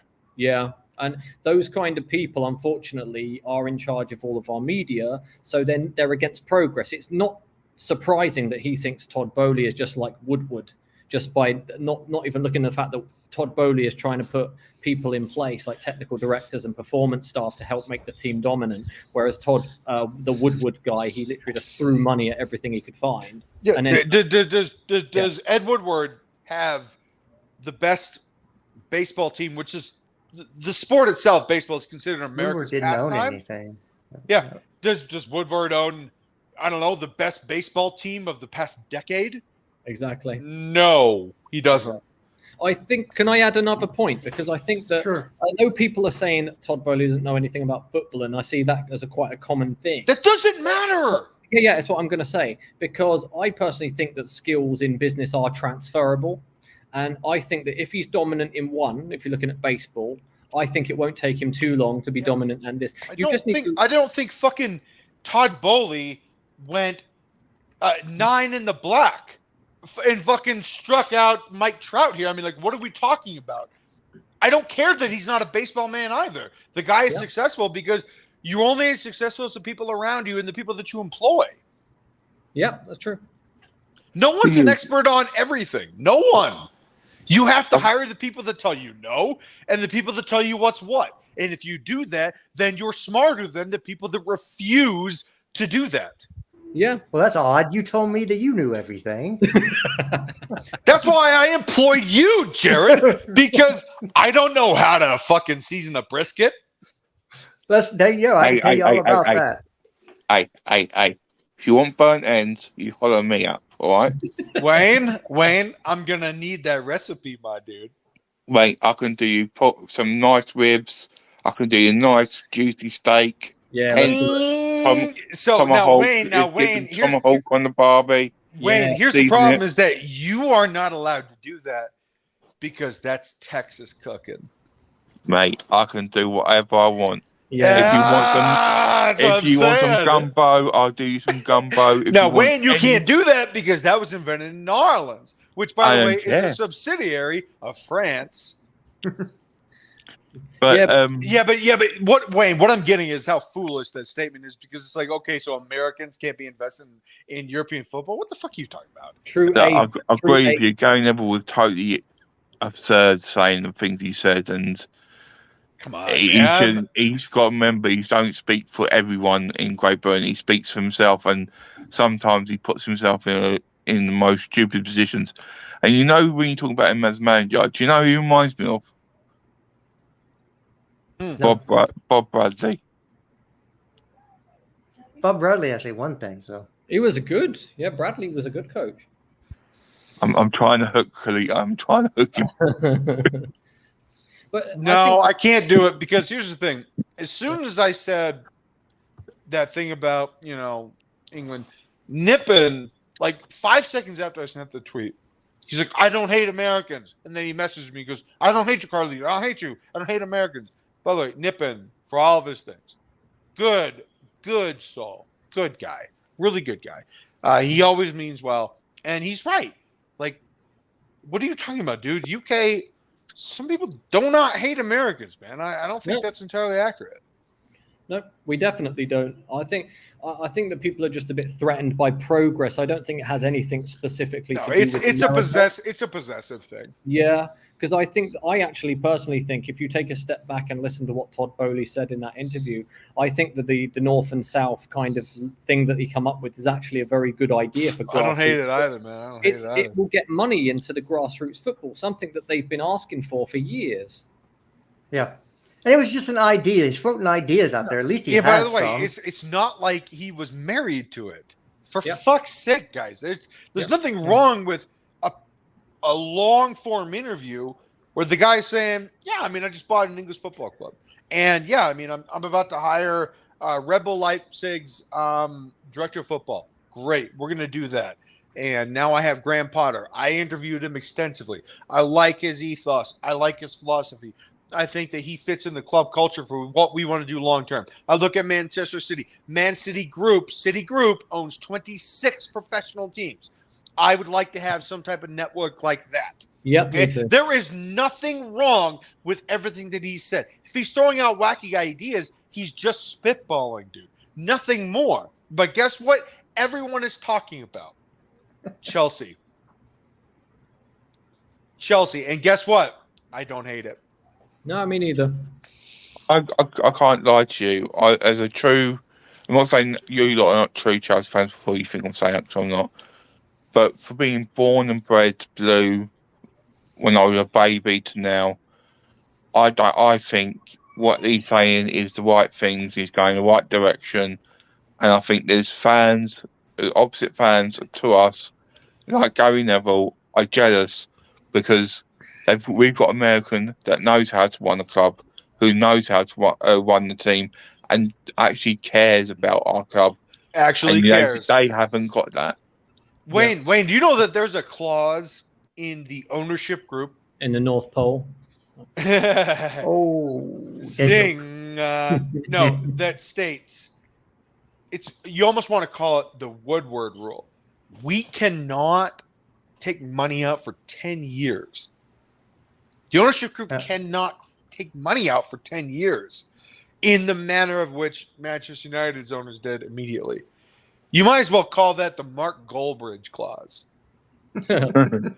Because any equivalency that Gary Neville is trying to attribute to us that he has for his own club, it's a false equivalency. It's simply not only wrong morally, it's also journalistically inaccurate. Yeah, I agree. I agree with all those points. I think that look. Oh, by the way, I'm done with my point. Thanks, Jared. I just want to let you know I was done with my point. I appreciate you. Okay, gotcha. just want to let you know I was done with my point. You can now speak because you think of me so arrogant. Thank you. Leo, are you still speaking? Fuck you. that was the point. That was the freaking point. Jared, fuck with you. Go on, bud. Go on. No, it's been a long day. I got family in town and everything else. So I know. Point being is you can find differences with everybody in the world if you want to. It's about finding those things you have in common and just dealing with that. Everybody that is sitting here right now, we don't all think like a hive mind. We're not all the same. We have different thoughts, different political views, different religious views, different views on life. We don't talk about those things that make us different. We just talk about the thing that brings us together, which is Chelsea Football Club. And through that, if you just look at the positives and what you have in common, you'll find that you have more in common with people than you do different. And you need to focus that way. And it's a good way to live your life. It's a good philosophy in life. Find common ground with people, and then you can have a conversation with them. You know, I never knew Wayne until when 6 months ago, Yeah. and you know, things just happened in my life. My mother dying. You know, Wayne had tragedies in his own life, and I gotta say, one of the first people when I was having troubles, you know, I went to Wayne, and when Wayne had some stuff, you know, he, you know, really know me, but he went to me, and I find that so special. The connectivity that I have with the people that I've met within the fan base, a fan base that I am challenged to like sometimes. I have a hard time liking sometimes, but there are tertiary groups within this fan base that are fucking amazing. Some of the best people I've ever met. Marvin Dent is one of them. Let's go, brother. I speak with Marvin Dent every single day. Every single day. Rain, shine, thunderstorm, hurricane. I speak with Marvin Dent every day. And I didn't know Marvin Dent 2 years ago. I didn't know Jared 6 months ago. I didn't know Wayne 6 months ago.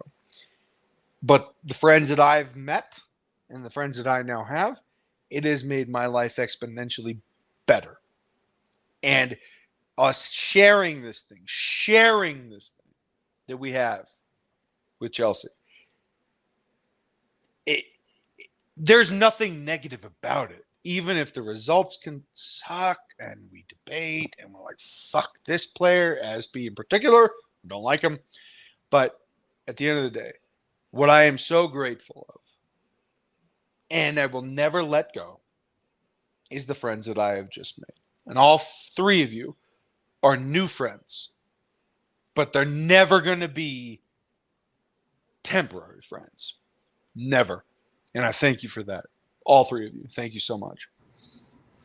Thank you too, We brother. appreciate you, bro. Very nice. I'm going to say quickly, Cleo, you said what you just said is I really do appreciate more than anything else. And obviously, I've just met Marvin, but I've known Jared for Jesters for a couple of years.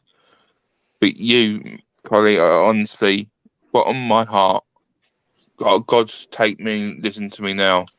You have been an inspiration to me. The things you've come up with and talked to me, and you've educated me more, not just in the football world, but in personal world. And what you went through and to come out of it the way you have, I hope I have the half the strength you've got to go through with my family, because you are an amazing individual and someone I can literally say I've said this to Jesters earlier before the stream, and I'll say it to you. I am proud to call you my friend. I feel the same about you, Wayne. And you know what, man? This life, everybody signs up for something, and it's never what you expect, whether it's the day later or the week later or the year later. But if you're prepared, then you're going to be okay. And the way you get prepared is that you get the right people around you. And I have it. I have it with Marvin, because even when I'm pissed, even if I want to start a fight, I fucking talk to Marvin, you know, and I'm like, this fucking guy, let's chat about goddamn something. The same with Jared. And no, Wayne, buddy, I'm always here. I'm always here for you. So thank you for the kind words. That means a lot to me, buddy. Well, ladies and gentlemen, we've been going on for a little over 2 hours now. I appreciate everybody coming and spending time with us. As always, my guys on the panel, I couldn't do this alone. I appreciate you all. I always appreciate the input from everybody. Chat, thank you for coming and spending time with us today.